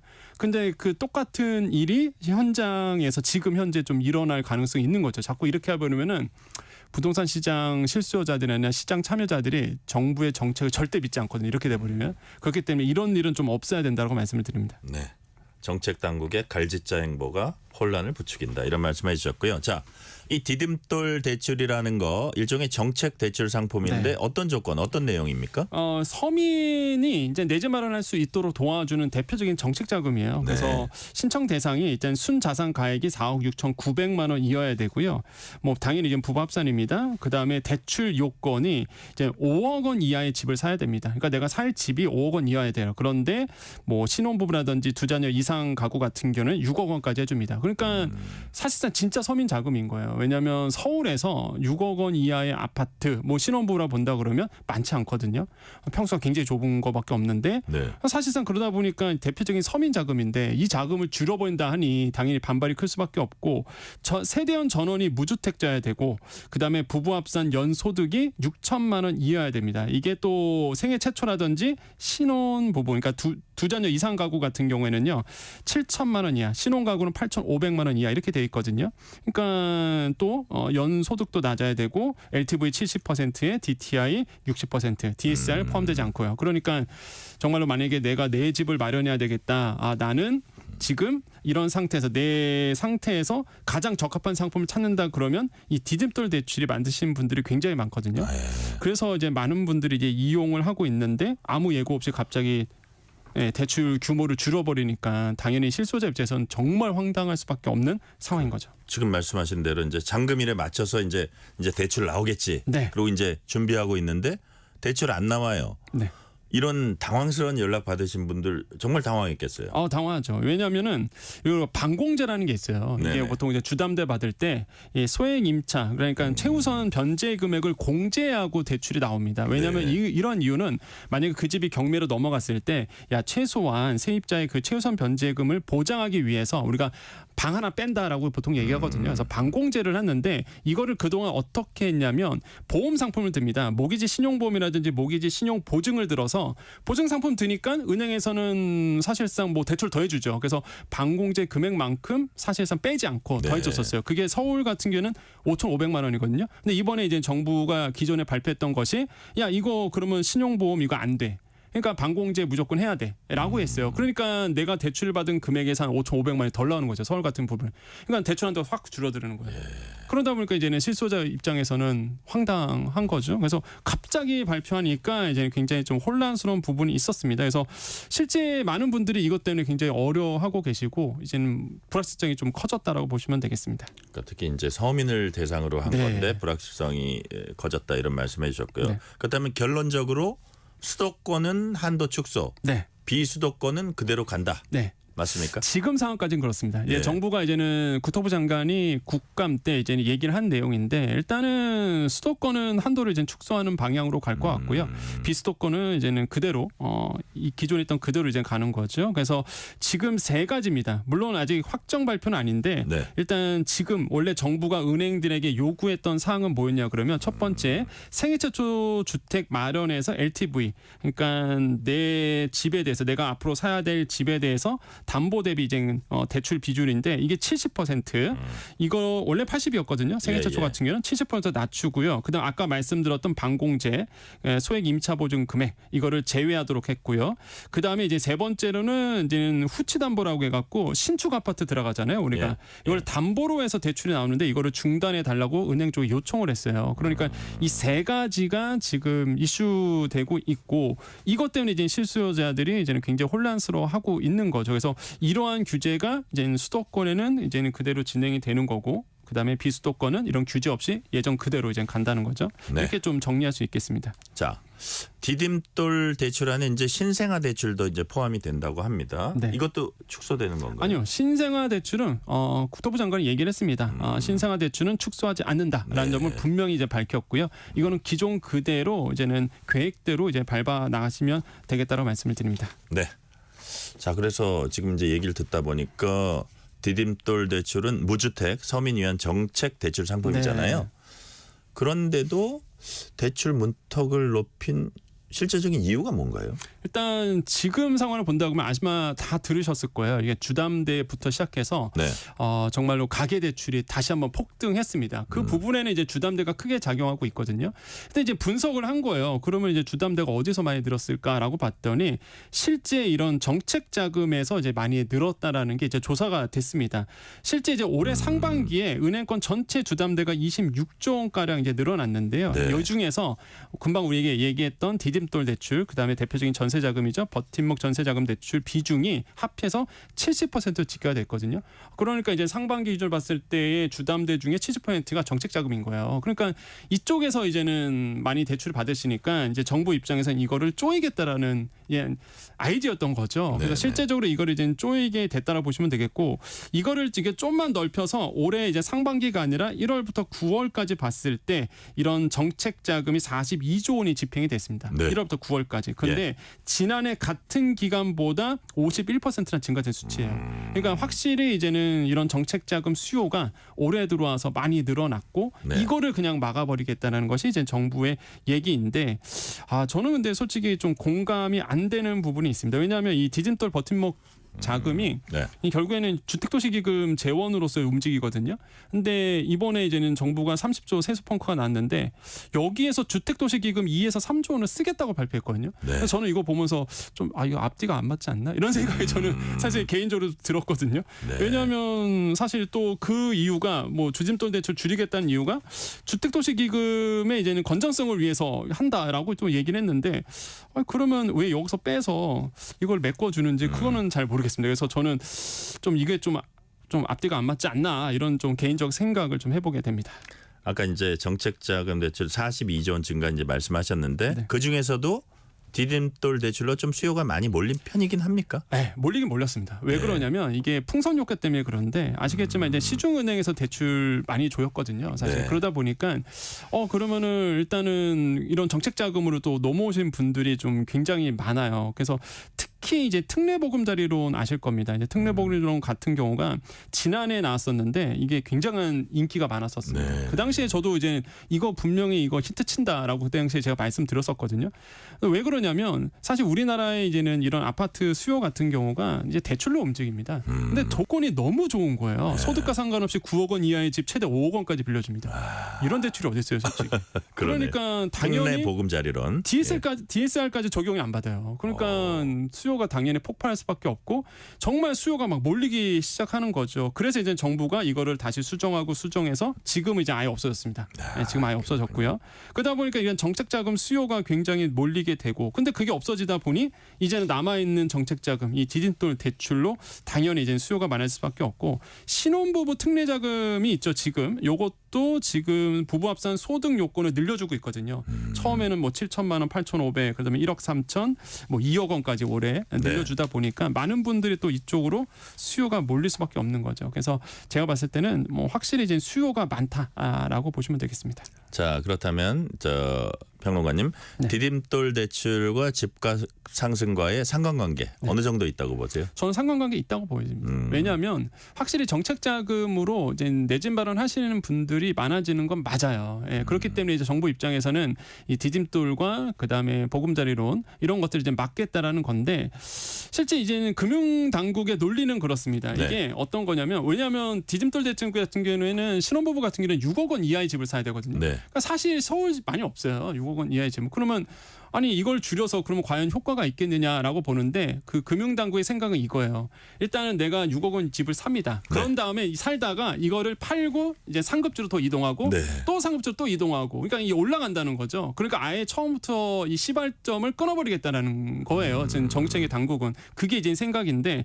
그래서 실제 그렇게 얘기를 하고 있고요 또. 그래서 정책 자금으로 시작해서 이제 갈아타다 보니까 전체적으로 이제는 가격이 높아지더라. 근데 저는 여기서 이제는 문제를 삼고 싶은 게 그러면 안 되냐 이거죠. 서민들은 그러면 안 되는지 저는 묻고 싶은 거예요. 왜냐하면 정말 서민들은 그렇게 이제 시작을 해서 내 집 마련하고 그러면서 애가 나오면서 좀 더 넓은 평수로 가고 내 집 마련 사다리 끊는 거 아니냐 그런 말씀이에요. 그렇게 가는 게 맞는데 이게 처음부터 이렇게 막아버리면 그럼 서민들은 내 집 마련 언제 하고 정책 자금은 저는 그래서 개인적 생각은 건드리지 않아줬으면 좋겠다라는 생각이 평소부터 있었고요. 가급적 정책 자금은 건드리지 말자. 왜냐하면 정말 6억 원 이하의 집을 사는 자금이거든요. 그렇기 때문에 정말 서민들이 활용하는 자금이다. 저는 이런 부분은 조금 그대로 두는 것이 낫지 않나 이런 생각을 좀 해봅니다. 그럼에도 이제 어쨌든 정책 당국에서는 디딤돌 대출도 규제를 하면 다른 정책 자금 대출처럼 뭐 주택 시장 뭐 부동산 값 상승이나 가계부채 문제는 어쨌든 좀 잡을 수 있다 이런 견제에서 한다 이거죠. 근데 동감을 해요. 확실히 효과는 있을 겁니다. 효과는 분명히 있을 거라고 보고요. 일단은 왜 그러냐면 일단 그러니까 시중은행들이 명분이 사라집니다. 일단 정책 자금을 쪼이면 시중은행들이 총량을 늘릴 수가 없어요. 야 정책 자금도 이렇게 쪼이는데 은행들이 민간 은행들이 이걸 늘릴 수가 없고요. 무엇보다 이자 그렇습니다. 이게 하나의 기준점이 되거든요. 디딤돌 대출 이자율이 딱 지금은 좀 높아요. 사실 3% 중반까지 올랐는데 그럼 시중은행들이 정책 자금보다 사실상 더 떨어뜨릴 수는 없거든요. 사실 그러다 보니까 시중은행들이 금리를 더 떨어뜨릴 수 없다 보니까 총량이 또 늘어나진 않습니다. 그래서 사실상 명분이 없어요. 시중은행이. 그래서 이제는 사실 정책 자금을 쪼이게 되면은 총량도 줄어들게 되고 사실상 이제 금리 부분도 은행들이 은행들이 공격적으로 금리를 내리지 못하다 보니까 제가 봤을 때는 분명히 뭐 정부의 이런 만약에 정책 자금 쪼이기는 효과는 있습니다. 네. 하지만 이제 아까 말씀드린 것처럼 서민들도 좀 내 집 마련 할 수 있도록 만들어줘야 되는데 이런 게 좀 아쉽죠. 지금 우리 권혁중 평론가님 말씀은 서민 대상 상품은 될 수 있으면 안 건드리면 좋겠다 이제 말씀하셨는데 네. 좀 다른 방안을 고민할 수 있는 다른 방안 그런 건 없을까요? 일단은 사실 이런 정책 자금은요. 네. 이제 공통점이 뭐냐 그러면 이제 고정 금리입니다. 그러니까 장기로 가요, 사실. 장기로 고정 금리로 가는데 네. 사실 이런 건 건들지 말고 차라리 이제 변동 금리 하시는 분들이 있거든요. 네네. 만약에 정말로 규제를 해야 되고 부동산 시장이 선제적으로 뭔가 이렇게 다운시키기 위해서 완화시키기 위해서 규제하기 위해서요. 일단 어느 정도 규제를 해야 된다고 본다 그러면 고정 금리 건들지 말고 차라리 변동 금리 받으신 분들 이런 분들에 대한 규제 정책이 낫지 않나. 왜냐하면 변동금리로 가시는 분들은 사실상 이제는 뭐랄까요? 뭐 아니신 분도 계시겠지만 일단 투자 수요로 하시는 분들이 많습니다. 그러니까 이런 투자 수요 분들에 대한 수요를 줄여드리는 게 더 맞지 않나 생각을 하고 그 다음에 이제는 거치식도 건드릴 필요가 있어요. 그러니까 어떤 지금은 물론 많이 없는데 일단 거치하시는 분들이 있거든요. 네. 한마디로 이자만 갚다가 원금 나중에 갚는 형식인데 아예 처음부터 그냥 원리금 동시에 내버린다 그러면 네. 투기 수요들이 사실 부담들어서 시장에 들어오지 못합니다. 왜냐하면 갑자기 내가 원리금부터 같이 내다 보니까 투기하려는 분들은 사실상 제가 봤을 때는 돈이 그렇게 많지 않으신 분들이에요. 대부분은. 그래서 되게 대출 받아서 레버리 껴서 하신 분들이다 보니까 예. 원리금을 첫날부터 갚게 한다 그러면 아마 이런 수요는 좀 줄지 않을까라고 생각을 해요. 그래서 저는 이렇게 아마 규제를 하는 게 오히려 더 낫지 않나라는 이제 생각을 좀 해보게 된다고 말씀을 드립니다. 자, 마지막 질문 드릴게요. 이런 가운데 연말 기준금리가 어떻게 될지 이게 또 관심입니다. 11월에 기준금리 또 내릴까요? 저는 솔직히 내렸으면 좋겠는데 네. 근데 지금 환율 때문에 못 내릴 것 같다는 생각이 많이 듭니다. 왜냐하면 지금 환율 아시겠지만 불안하거든요. 지금 1,400원대 뚫어낼 수 있다는 얘기가 계속 나오고 있어서 환율 상승하면 이제 물가 또 자극하게 돼요. 그러다 보니까 환율 상승하는 얘기는 결국에는 원화 가치가 떨어진다는 얘기거든요. 그러니까 금리 인하하면 더 떨어집니다. 네. 그러다 보니까 제가 봤을 때는 동결로 가지 않을까. 지금 환율로 보더라도 이런 생각을 가지고는 있는데 개인적으로는 좀 금리 인하해서 좀 완화 정책을 펴서 좀 서민들도 좀 잘 살 수 있도록 했으면 좋겠다는 생각이지만 일단은 지금 거시 환경 본다 그러면 예. 동결로 가지 않을까라고 좀 생각을 하고 있습니다. 네, 오늘 말씀은 여기까지 듣겠습니다. 지금까지 권혁중 경제평론가였습니다. 말씀 감사합니다. 네, 감사합니다. 7133님이 매일 저녁 5시 뉴스레터 K 들으면서 세상 돌아가는 얘기 상식 공부하고 있습니다. 감사합니다. 전종철 진행자님도 청취율 1등 받기 바랍니다. 감사드립니다. 오늘 뉴스레터 K는 여기까지입니다. 어제는 고 신해철 씨가 의료사고로 세상을 떠난 지 딱 10년이 되는 날이었습니다. 새로운 음악적 시도를 계속하고 사회적 현안에도 목소리를 냈던 신해철 씨를 곳곳에서 추모하고 있습니다. 오늘 끝곡으로 신해철의 일상으로의 초대 함께 듣겠습니다. 커피 쿠폰 받으실 분들은 뉴스레터 K 홈페이지 확인해 주시고요. 오늘도 함께해 주신 청취자 여러분 진심으로 감사드립니다. 지금까지 뉴스레터 K 전종철입니다. 차를 마시고